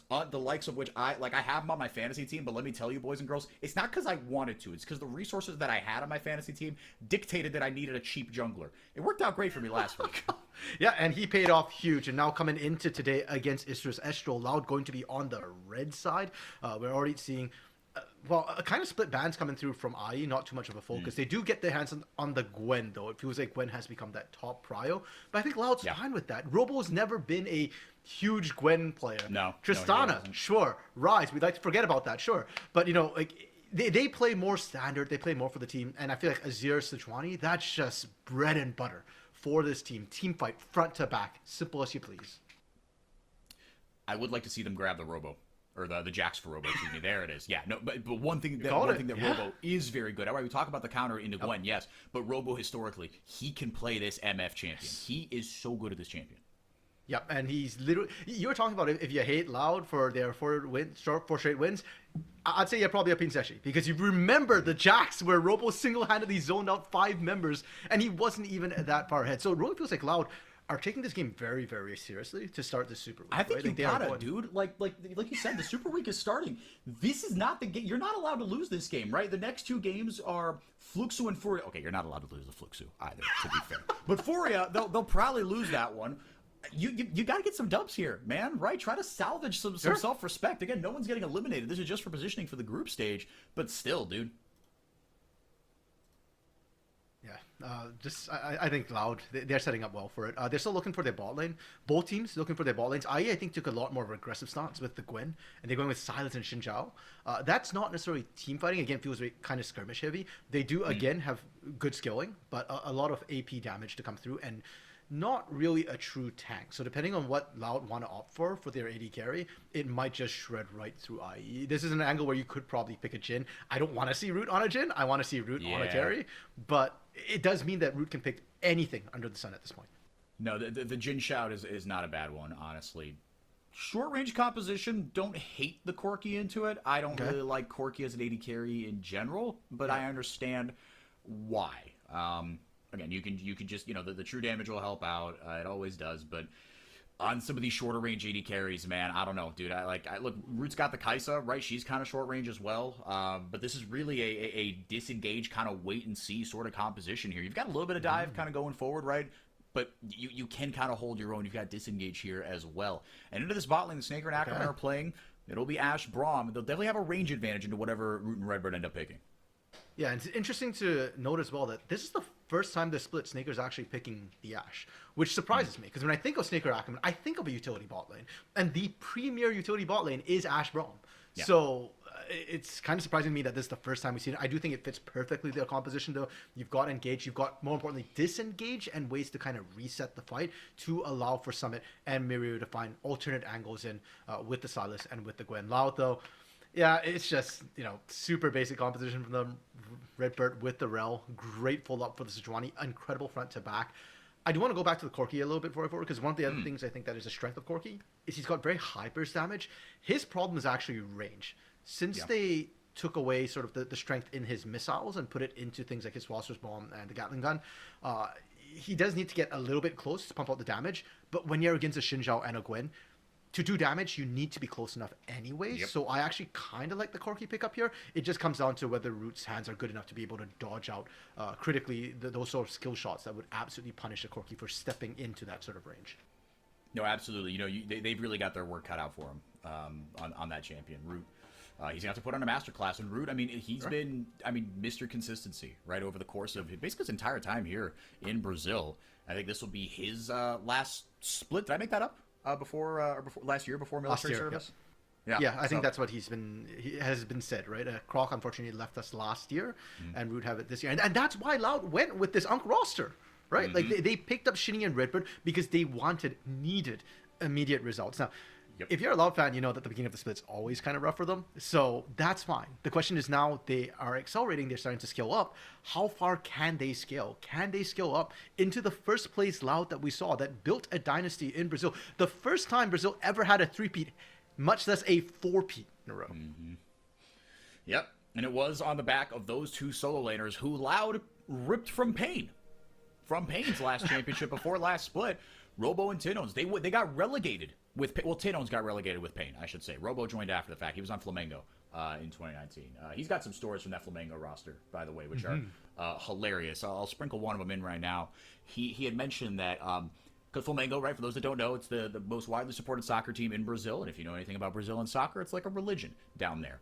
And they had, when Flamengo got their League of Legends team, and they were in the final against INTZ, I believe it was, in 2019, and Flamengo ended up winning it, they had the Ultras, right? They had a bus, right, with the Ultras from the soccer team show up for the League of Legends team. And that final was played in Rio de Janeiro, which is where Flamengo is located. And Robo, he gave an interview where he was like, yeah, that was the most insane final I've ever played in, because I was thinking to myself, as I saw like the flares and the noise and the Ultras, I'd be like, I gotta win this one. If not, I might not leave this place alive. Fair enough. I think that set him up really well to play for Pain Gaming after, because I feel like the Pain fans are like that sometimes. And they are. This is a results-based business, and no one understands that better than Pain fans, man.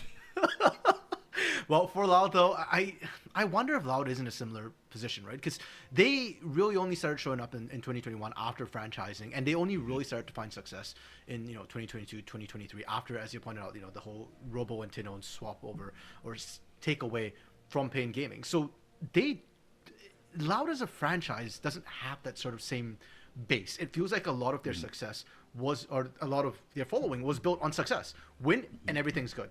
Lose and who knows what's happening. Yeah. So I do feel like for the org, like winning is priority. And granted, right now it's still not clutch time yet. Nobody gets eliminated from the positioning phase, but they do start needing to clean up their act, and having a good day 4 or round 4, last weekend, almost raises the expectations for this Loud team once again from like 0 to the stratosphere.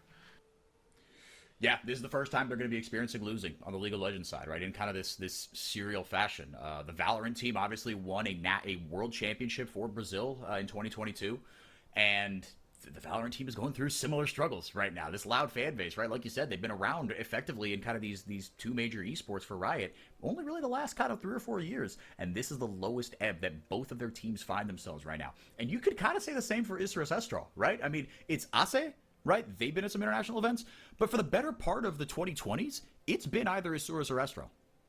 Yeah, and if we look at the LLA teams that are left after the LTA merge, right? In the north, there's Lions Gaming. And if you're a recent fan of League of Legends, of the LLA, you might not recognize the Lions name, because I think the last time they were around was back in 2017. And that they was are actually when there were 2 LLA regions. There was LRN and LRS. True, yeah, the North and the South leagues. I forget what their actual names are. And then if you look at Leviathan, they're a new organization who hasn't been to international. So if you're looking at LA, i.e., the fusion of Isurus and Estral, like you said, I think they have 6 trophies between the two organizations. So yeah, they are sort of the flagship team of the LLA. And in Split 1, they absolutely delivered. Here in Split 2, there are just way too many questions that have not been answered.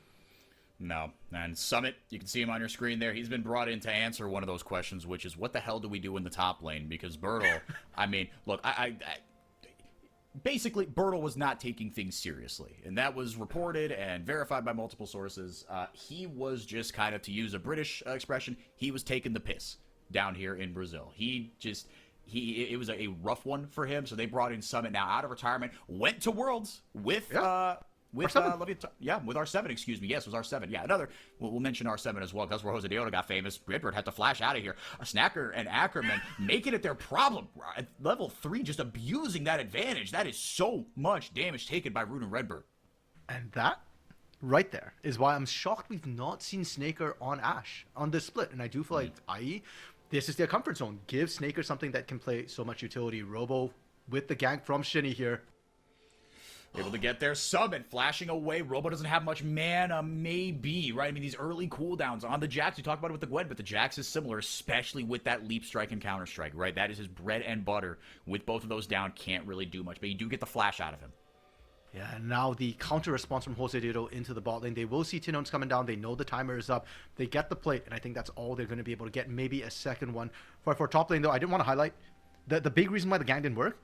Shinny didn't get an auto off. He had red buff taking, but he only got the knock up, not the slow, and therefore they couldn't chase down. If the slow lands, even with the flash, Summit is probably dead to right. So big mistake or a small mistake with massive results for Loud, and it gives IE a huge advantage.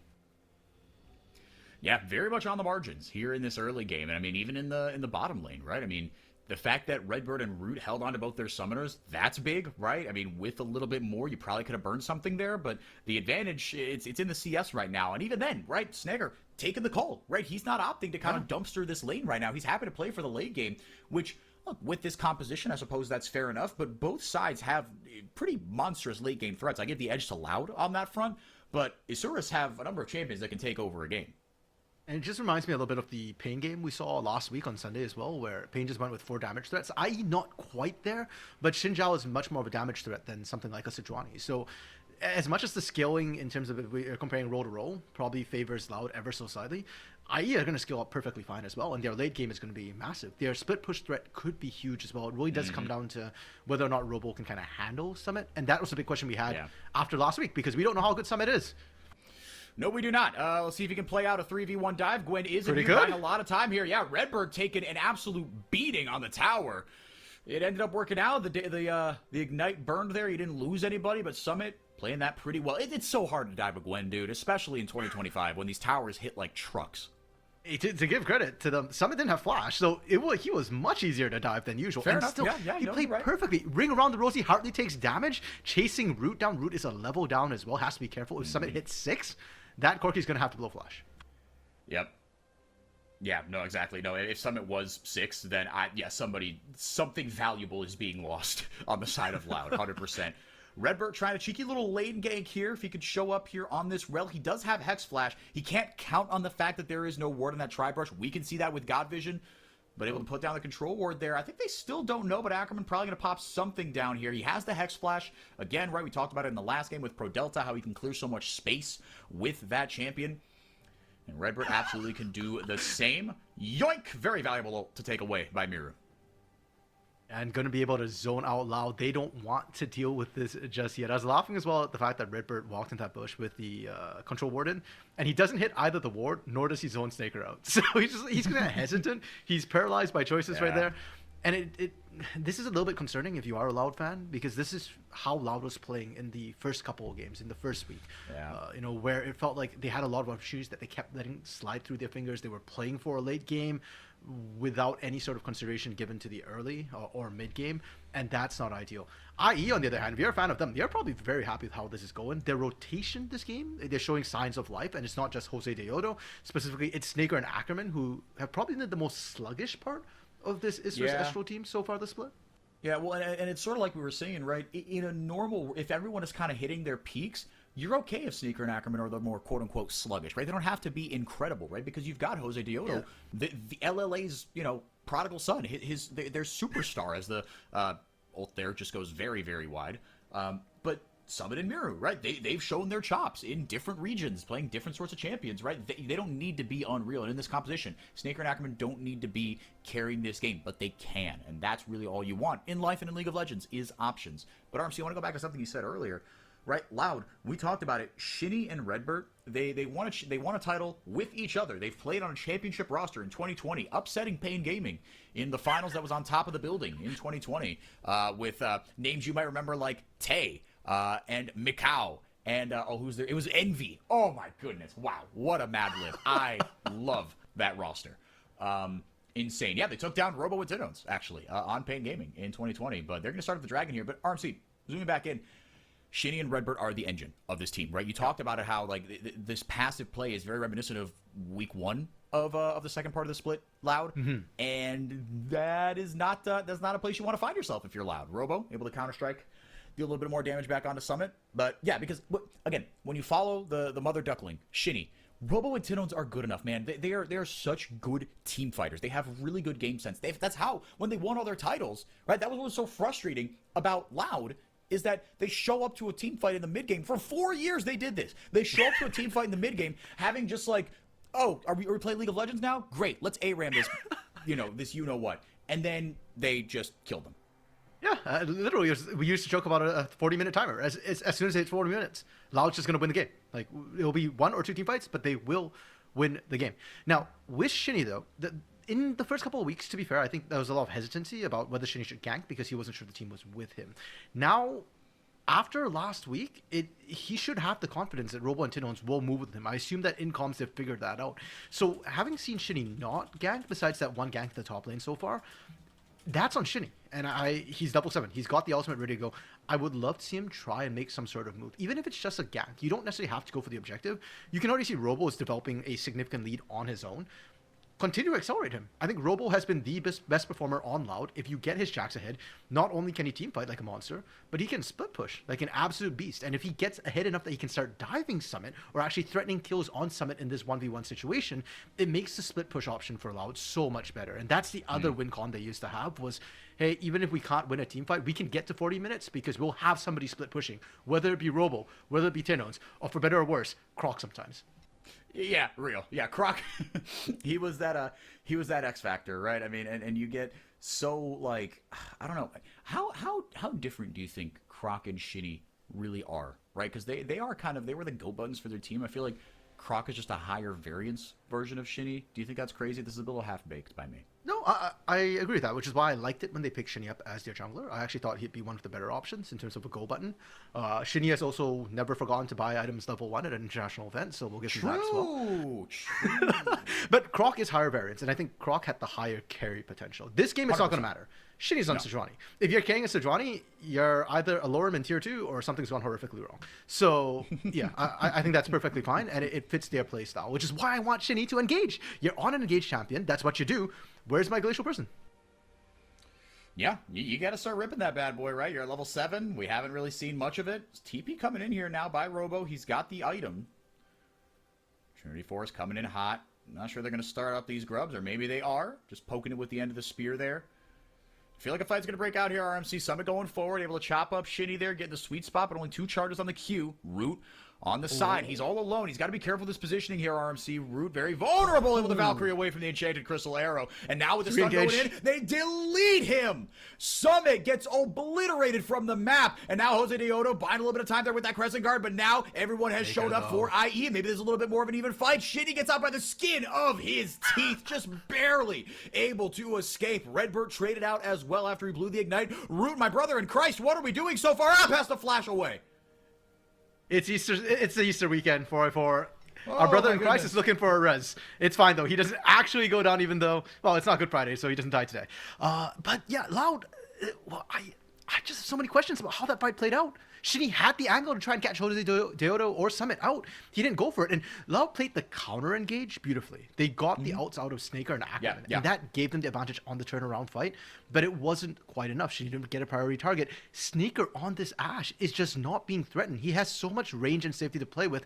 And the slows from his arrows are just giving him so much more space in these team fights. Now, they didn't win the fight though, and Loud does get the grubs. So as far as the game overall is concerned, as much as we're concerned about some of the micro in this fight, Loud is perfectly happy with how it goes. We get to see a replay of how it goes. And right there, these angles are great, right? Redbird had flash. He could have gone in for a Magnet Storm. Shinny could have looked for the engage. Instead, they waited out. And I was scared when they did this.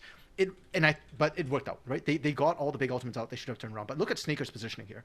At no point is he under any threat whatsoever. He just gets the free fire from the side with the slows. The only person who can really threaten at this point is kind of Robo, and Robo already burnt his Leap Strike prior to that part of the fight where Snaker was getting free fire. Yeah, and the Leap Strike, right? That's not as big of a tool into the Gwen as the Counter Strike, right? Just eliminating all those autos. That's such a big reason why it is a counter matchup.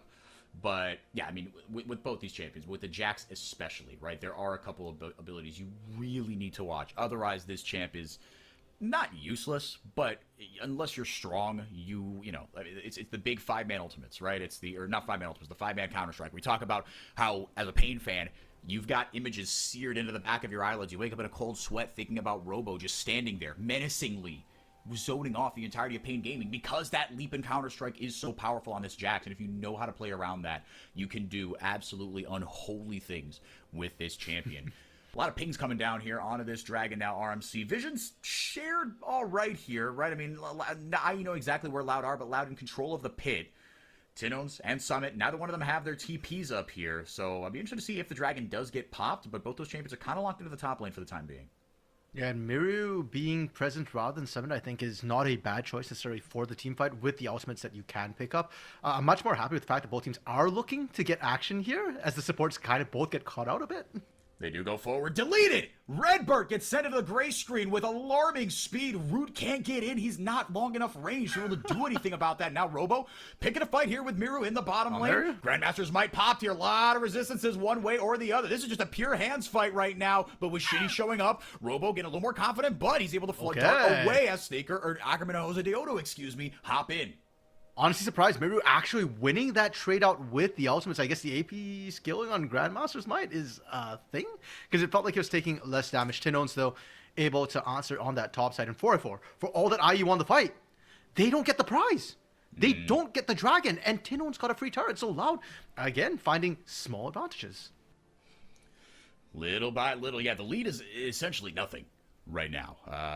But you're looking at things like item spikes right now, and everybody's kind of at that one item, right? There's no kind of big advantage. This has shades of the last game, RMC, right? Where it feels like the vision control has been even from both sides, right? Some skirmishes are won. The fight, or the prize on this side, not being able to take, right? Not being able to be taken.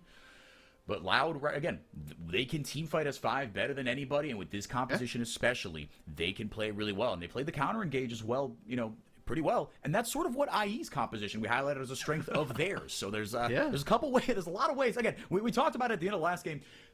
This is not exactly a game where I could tell you what's going to happen. I have absolutely no idea. I expected more blood than this, to be fair.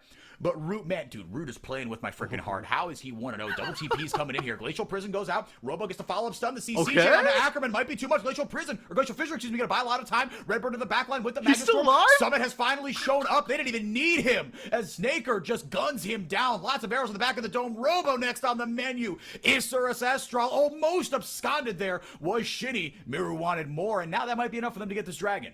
And by the skin of their teeth, Isurus Estral is winning these fights, but they're always lacking to be able to really follow up after the fight. Even now, Jose Deodo doing that dragon is a little bit risky. Loud is calling for a counterplay on the other side. They find Herald to boot, and it does feel a lot like what these teams specialize in. Loud, stalling team. They've always been good at getting to late, finding these sort of trades, even when they aren't winning the mid-game. Mirio Snaker, though, can they get a little bit cheeky here?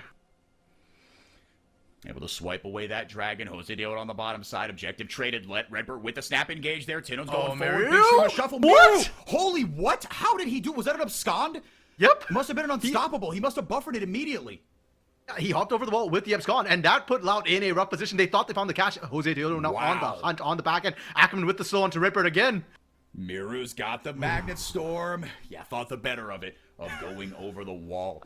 Yeah, I don't know if Miru did that on purpose, but it worked out. I don't think that was a bug. I think that was an intended interaction, right? Silas Robo? is a tricky, Robo, my goodness, getting the big old stun there, has to flash away. Redbird trying to provide some backup. Blowing 2 flashes for that? Come on, Loud, we're better than that. Oh my goodness. Robo is too angry to die, to quote Trajan. Like, he went 1v4 under a turret, and because of this is actually huge for Loud, because they've messed up the tempo from Isurus Estral, and where Isurus Estral should have been able to get that free reset and free sort of tempo and the turret damage onto both mid and top, they only find top. Loud is able to answer back and able to keep up this pressure. So Loud, they are not going to go out quietly. They're going to try and make plays all the way down, and that's what you want to see from them. Even better, though, is we're seeing IE be awake, alert, and actually making plays and actually winning right now. They're up 2,600 gold, and they look like they know how to play with this lead. They look like they know how to set up for these objectives and force Loud to the situations. Whew. Imagine that. I mean, that would be really something. I.e. awake and alert, because they look like they sleepwalked through the first 2 weeks. They looked so limp, no onus, no momentum, no nothing. They looked straight up bad. But this is the best we've seen them look in a while. Granted, it's probably an equally underpowered Loud composition. But let's get another look at this fight here.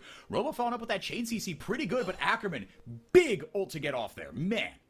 And it felt like this fight really played in the margins. I think both teams did the micro fine, but there was a level mismatch. Redbird was level 7 to Ackerman's level 8.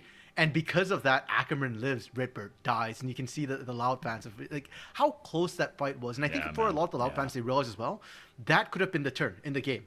Either way. And them losing means that now Loud is firmly on the back foot. Redbird again doesn't make it over. Whoa! Oh no, he's on the wrong side of the train tracks, bud.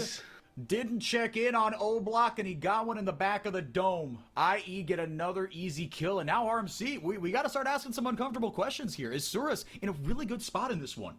Yeah, it's just playing fantastically. I love how aggressive they are, and that they're making a lot of these plays, making it work out for them, at least in the fights. They are slightly falling behind, it feels like, in terms of macro play and in their rotations, but with the meta we're in, it's all about the objectives. Jose Deodo just walking in. Thank you for the leash. Smites away the blue buff, able to secure that for the team. The uncomfortable questions for me, it comes down to one player, Redbird, for Loud. And we look at Redbird's history as well. Redbird got dropped by Loud, and they brought in Winsome, a NACL talent from North America, Korean import or Korean player as well. They brought him in to replace LCS Redbird. veteran Winsome. True, he did have some time in the LCS as well, but he was coming from Tier 2 NACL, and he wasn't the most hyped support there either. And they dropped Redbird for that. Now they pick Redbird back up again to try and make this split work, but he's now 0-4, and Redbird has been the whipping boy for Loud fans in the past. After this game, if Loud don't win this, even if they win this, Redbird's gonna get lynched. Yeah, the pitchforks are coming out for Redbird, man. This has not been a great game for him. 4 deaths. And again, like, some of it is just like, okay, you're a support on a losing team, right? A little bit, because usually that's the cope when you are the only way to start a fight for your team, and that is not the case for this Loud composition. Yeah, that's on Shinny. And Shinny has been very hesitant to pull the trigger. He no longer has that option. There is no Redbird engage option. It's a Redbird die option if he goes in. So now Shinny has to find the perfect angle. And I'm looking at this composition from IU right now with the strength that Jose Deodo has, you know, the fact that they are accelerated as well in terms of that. He's likely to hit his 2-item power spike. The hit-on option is no longer a safe one. Even if you do get the engage, as long as Jose Deodo is nearby, he can always disengage with the Crescent Guard and reset the fight, and you now don't have the engage option from Shinny again. So Loud, they've already been very selective with their fights, but they actually, it's now no longer a luxury. It's a necessity that they're selective. Yep, and that is not a place you want to find yourself. I mean, especially when you're trying to get back into this game. This is a cheeky Sejuani gank angle going forward there. They got the catch onto Ackerman, and now Shinny. He's got a responsibility to press R on somebody in the back line. He just kind of stood there and auto-attacked people, and now into the back line goes everybody but the CC chain. Actually pretty good there. Tinones with a very nice Shurima shuffle. All right, fair enough. Caster's got to eat his words. I thought that was so cooked for Loud. Well, we said they had to be selective, and they were. The patient play to wait for the teleport, and IE weren't willing to press the advantage they had in the initial parts of the fight. They waited till all the teleports completed. Robo shows up, and that is the massive monster. Robo, the GOAT of Brazil, most championships under his belt, wants another one. And with this, Loud are back in the driver's seat. It's not 40 minutes, but they're looking like the late game Loud we remember. Yeah, this is o coisa ruim voltou, né? The bad thing has returned. This is very just like, are we kidding? We're doing this again in 2025 with 5 players that were born in the last millennium? Yes, we are. They grab a dragon as a result now, and again, we're probably not going to see a sole win condition, but the game is still tied as far as gold is concerned. 3-2 in terms of towers, 2-1 in terms of dragons, tied on grubs, right? So this is very, very close, but Loud have seized what little bit of momentum has gone either way. Loud have definitely grabbed some of it back. And again, in these team fights, I was very impressed there, right? And I mean, you have to give Loud credit, right? Because again, we're going to get a replay of this, and thank goodness, but this feels to me a little more just like IE with some boneheaded TPs.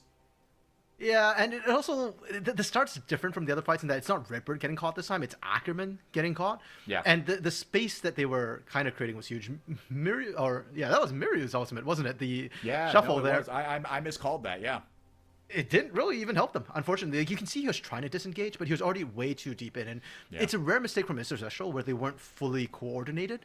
But Loud were just absolutely wonderful at being able to punish that. And we focus so much on Shinny being the go button, but that wasn't Shinny. That's old Loud. That's Robo and Tino's creating space. Yep. And now getting caught out. Okay, just look at the bottom right of your screen to see what happened there. Be nice to him on Twitter. If you get the temptation to DM him something nasty, don't. It's just like write a strongly worded letter and then burn it. That's what you should do. Yeah, and it's just really, again, Loud fans, their hearts are being played with right now. It's like, oh, good play, bad play, good play, bad play, bad play. And for IE fans, it's not quite the same. Like, as much as IE screwed up the fight prior to this, they still feel very comfortable. And now with this play, IE fans are right back up again. They're not sweating. They're not worried. They're able to pick up the Atakan, a permanent buff to come through. And it feels like they've regained control over this game. The start of the fight was really good. Again, it feels like a pick from IE. They just know they're stronger. And we talked about how Robo was a monster with that teleport in that previous fight. The moment Robo showing up on the side lane with no TP, IE are just pulling the trigger immediately. They know. They see Robo on the bot side, and they're saying, okay, you've got a turret. We don't care. Miryu kicks us off before the turret's even down because they know they're stronger, and they know they can collapse faster. And even here, they're thinking about potentially diving that turret. If they had a wave anywhere nearby, they're going in. No, absolutely. You knew that was on their mind, and you saw that, which is the way they were kind of going forward. Snaker 100% KP here, not for nothing. And we talked a little bit about it in draft and kind of in the beginnings of this game as they grabbed themselves the Atakan buff, got themselves those mini GAs. How much Robo and Tino's, they love to play in side lanes, right? But that's the thing about these, side lanes, right? It's kind of starting out in that side lane. It's much tougher. And you got to give credit to Asuras Astral. Again, this is a team with a lot of veterans on it, right? Miru's kind of been in and out of tier 1, right? Summit. He has a lot of opinions available on him as a player. I'll leave it at that. Snaker, Ackerman, and Jose Deodo, they have been, doing this at the top for a long, long time, right? And again, it was Miru kicking it off, right? He's stolen some very high value ultimates. That Shreema Shuffle didn't work out in 2 fights ago, but for the most part, he's been kind of ripping R on cooldown, and he's got a bevy of good ultimates to take here from the side of Loud. And now they have regained control in this one. Baron is up and running. Should they want to go for it? I do not think they should, even though you do have Snaker on 2.5 items right now. The Ashe isn't kind of that turbo, like Balloon's tower defense, just rips right through you sort of turret. Robo's found a home in the side lane again. Let's see how this one works out. And I think Robo's the problem. That's why IE have to look at the Baron. They are not winning the split push war right now. Summit is not able to hold his own against Robo. Robo is up a level and absolutely abusing the advantage. Miru getting caught out in the jungle. I don't think there's really kill threat here. I don't think Loud can really get in there unless Miru turns. If Miru turns, he's looking for it. Unless Miru starts clicking on the right side of the screen, then maybe. But Jose Deodo was waiting in the wings, right? I mean, there was potential for that. Yeah, that was very much just sort of, hey, what are you doing on my lawn? Please go away. But Robo's still kind of doing his thing in the bottom lane, getting a little bit more out of that in the jungle, the south jungle quadrant. Dragon gonna spawn here in a little bit, but 50 seconds is a long time. IE kind of sneaking this one. Robo's got TP. He can get to this fight really quick. I think we're gonna see some blood here, RMC. Yeah, TP being commented by Summit up here to try and rush us down. They have the buff of life from the Atacon, so losing here would not be a big issue if they can snag the Baron. Worst case scenario is that they get wiped, and Loud managed to win the coin flip, and they are looking for it. They have a controller in the back of the pit. Jose Deodo left in there alone to solo.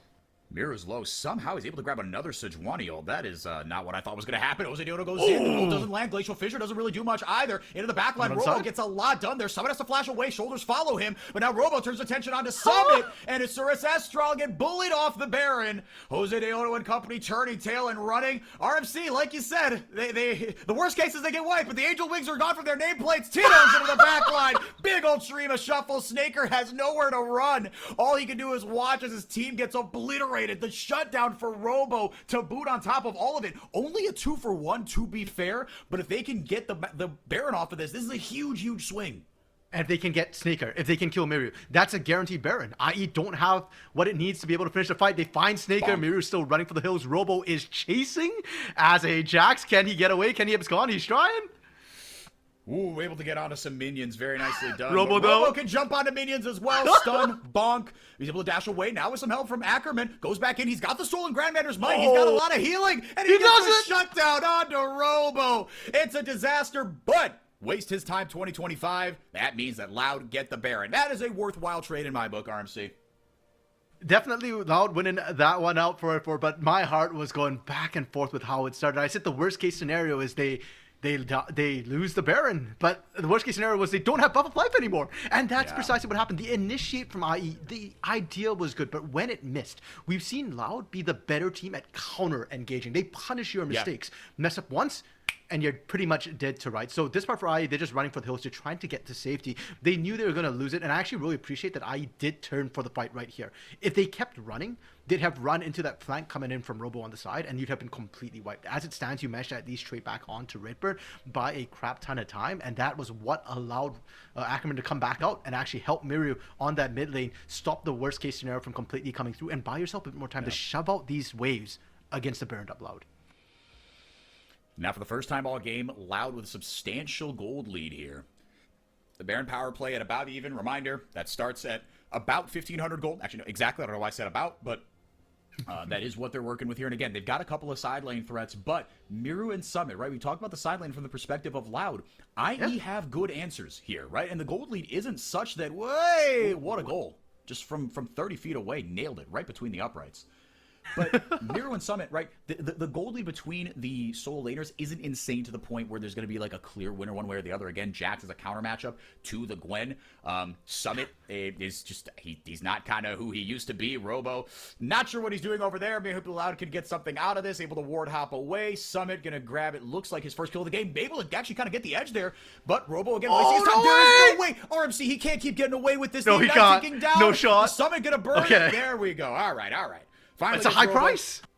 It is a high price to pay. They get 2 towers out of a Glacial Fissure. Now IE want more. Miru going forward, able to get Shinny into the back line here. Ackerman's got to be careful. Staker not able to get close enough to do damage. Shinny, very nicely to be followed up by Redbird, and Tino is just free-firing to a scattered IE. When IE get broken apart, RMC, we've seen this a couple times now. They get split up, and Loud just tears them apart. I was wrong. I thought it was a high price. It was actually a discount sale. Oh, okay, that from Summit doesn't matter at that point. Like they thought they found the angle. Snaker had rejoined on that top side, and they thought, oh, we've got the numbers now. We can maybe make a play under turret. They tried, and it backfired horrifically. We don't get to see a replay of that, but my goodness, Loud. Okay, this was an opportunity for there to be no more O and whatever teams or 4 and O teams. There was a chance for IE, but Loud just slammed the door in their faces, and Loud, they are coming back. That late game mental, that fortress just straight up mental fortress team is back. They don't care if they're losing the early game. They don't care that Redbird died 0-4 by 20 minutes. They just need to get to that 30-40 minute mark, and then they start playing so incredibly clean. Robo amazing the side lane, but Tinone's route and even Redbird in the later fights, they were spot on. They were winning 3v4 situations. No, Redbird, I mean, he had a rough early and mid game, but he played those last couple team fights really well. Tinone's was masterful on the Azir. Robo, again, just bought a lot of time, and Redbird and Shinny did what they needed to do. They bought time, they soaked in those team fights, they played their tanks very well. And this is I think it was going to be a bit of an interesting test case, right? Because when you get kind of full Robo like that, right? When he goes just full like, hey, I'm going to do something questionable here, how do you react, right? And kind of post that question to this team. I.e., they are one of the most experienced teams in the LTA South, right? Just as far as amount of time you have spent playing League of Legends at the highest level, internationally, etc., in different regions, right? Jose's played in the LCS, so has Miru. He's played in North America as well, right? I mean, a lot of these players, right? They were best equipped to handle this. I'm thinking of Mir, actually, not Miru. My bad. that just isn't true. But they did not respond super well, right? I mean, and Robo just kind of, he dangled them a little bit. But then if you want to flip it to, okay, so that's their criticism of IE. If you want to flip it to the other side, how far can Loud go with this, right? This was your get-right game against Asuras Estral, a team that is floundering right now. They are 0-5. Loud have Fluxu next, right? And, wait, hold on, wait. Let me check that real quick. They have Fluxu and Furia. Yep. So, again, another opportunity to stack another win. And given how this split started for Loud, if you end the split 3-5 or 3-4 or whatever, okay, you're okay with that. Yeah, I'm actually really curious about the groups as well, because I don't necessarily think that being first seed might be the best because of how crowded everything is. Anybody could be anywhere. So I think it really comes down to Monday before we know whether or not this benefits Loud, that they're starting to come back a little bit right now. Whereas for IE, okay, look, as much as it sucks for IE to go 0-5 now, I will say that this game looked better than a lot of their games. We didn't see a random Atakan throw. We didn't see a random Baron throw. We didn't see your laning just completely fall apart and into the gutter. In fact, they were actually winning the lanes for the most part, at least early on. They just need time to gel together. Whatever their problems was, it's more than just Bertle. Like, Summit coming in was a good start, and you're seeing dividends on that. But they're still not quite connecting. Like you said, when Robs puts the screws to you, like, how do you respond? And that was when IE started to fall apart a little bit. I will also say, we always say it's Robs. It's not just Robs, because when Robs goes full Robs on the side, it feels like Tinones gets a buff on the other side, where it's just like, okay, we know Robo is going to die, and we'll somehow just win the other fight. Yeah. And keep in mind, too, like, Snaker rejoined the rest of the team. They had technically a numbers advantage on IE's side. Yeah, Robo wasn't even in the bot lane, right? Robo was in the mid lane. That is a very, very small distance to cover. Yeah, and yet Loud still managed to win the fight on the other side under enemy turret. So, yeah, I think Loud, if you're a Loud fan, you're not worried. It's good. They're where you want them to be. This is a really good start to the week. Fluxu will be another sort of, I don't want to call it a freebie because Fluxu has been leveling up, but that should be another match that you pick up. I could see that game going kind of similar to how this one went, honestly, right? Sure, Fluxu, they're willing to scrap, right? Their early games have been a lot better, right? Their mid and late games have been disasters. Is that too harsh? It just hasn't been good. No, I think it's. I mean, when you're 0-5, it is a disaster. Especially when you were the first seed. But they're up against Red and who are they up against? Red and Leviathan. So there's still chances for IE. If they play the way they did today against Red, maybe you can pick up a win. Red's a lot more chaotic team, and they are also prone to making mistakes here and there. Against Leviathan, that one's going to be really interesting, considering that today Leviathan just picked up a win over BKS. Yes, no, again, we've got games on Monday as well. So yeah, again, we've whether you're wherever you're watching us from, right, from the LTA Fantasy app, like, sub to us, use that Twitch Prime sub for us, right? We're doing this. We got an affiliation with Riot, right? But we are not getting paid for this, so we do appreciate your support. And if you want to learn more about this, right, for fantasy purposes or otherwise, join the community Discord. We've got the links there in the in the Twitch description. So join the community Discord. We've got people from literally all around the world, from China, North America, Canada, South America, different countries there, in Europe as well. Very diverse casting team on that front as well, but people that have fallen in love with this region for its own reasons, and we hope that you will too. And whether it's for fantasy purposes or otherwise, we appreciate y'all being here. That's going to do it for us. We'll be back, same time, same place, both tomorrow and Monday. Don't forget, it is Super Week. No one's getting eliminated. This is just for positioning. Then we get into the Fearless BO3s, and there, it's going to get really, really fun. For RMC, for our producer, Chippy, for everyone that has casted before us, for Trajan and Rev, thank you guys so much for being here. Have a great rest of your Saturday.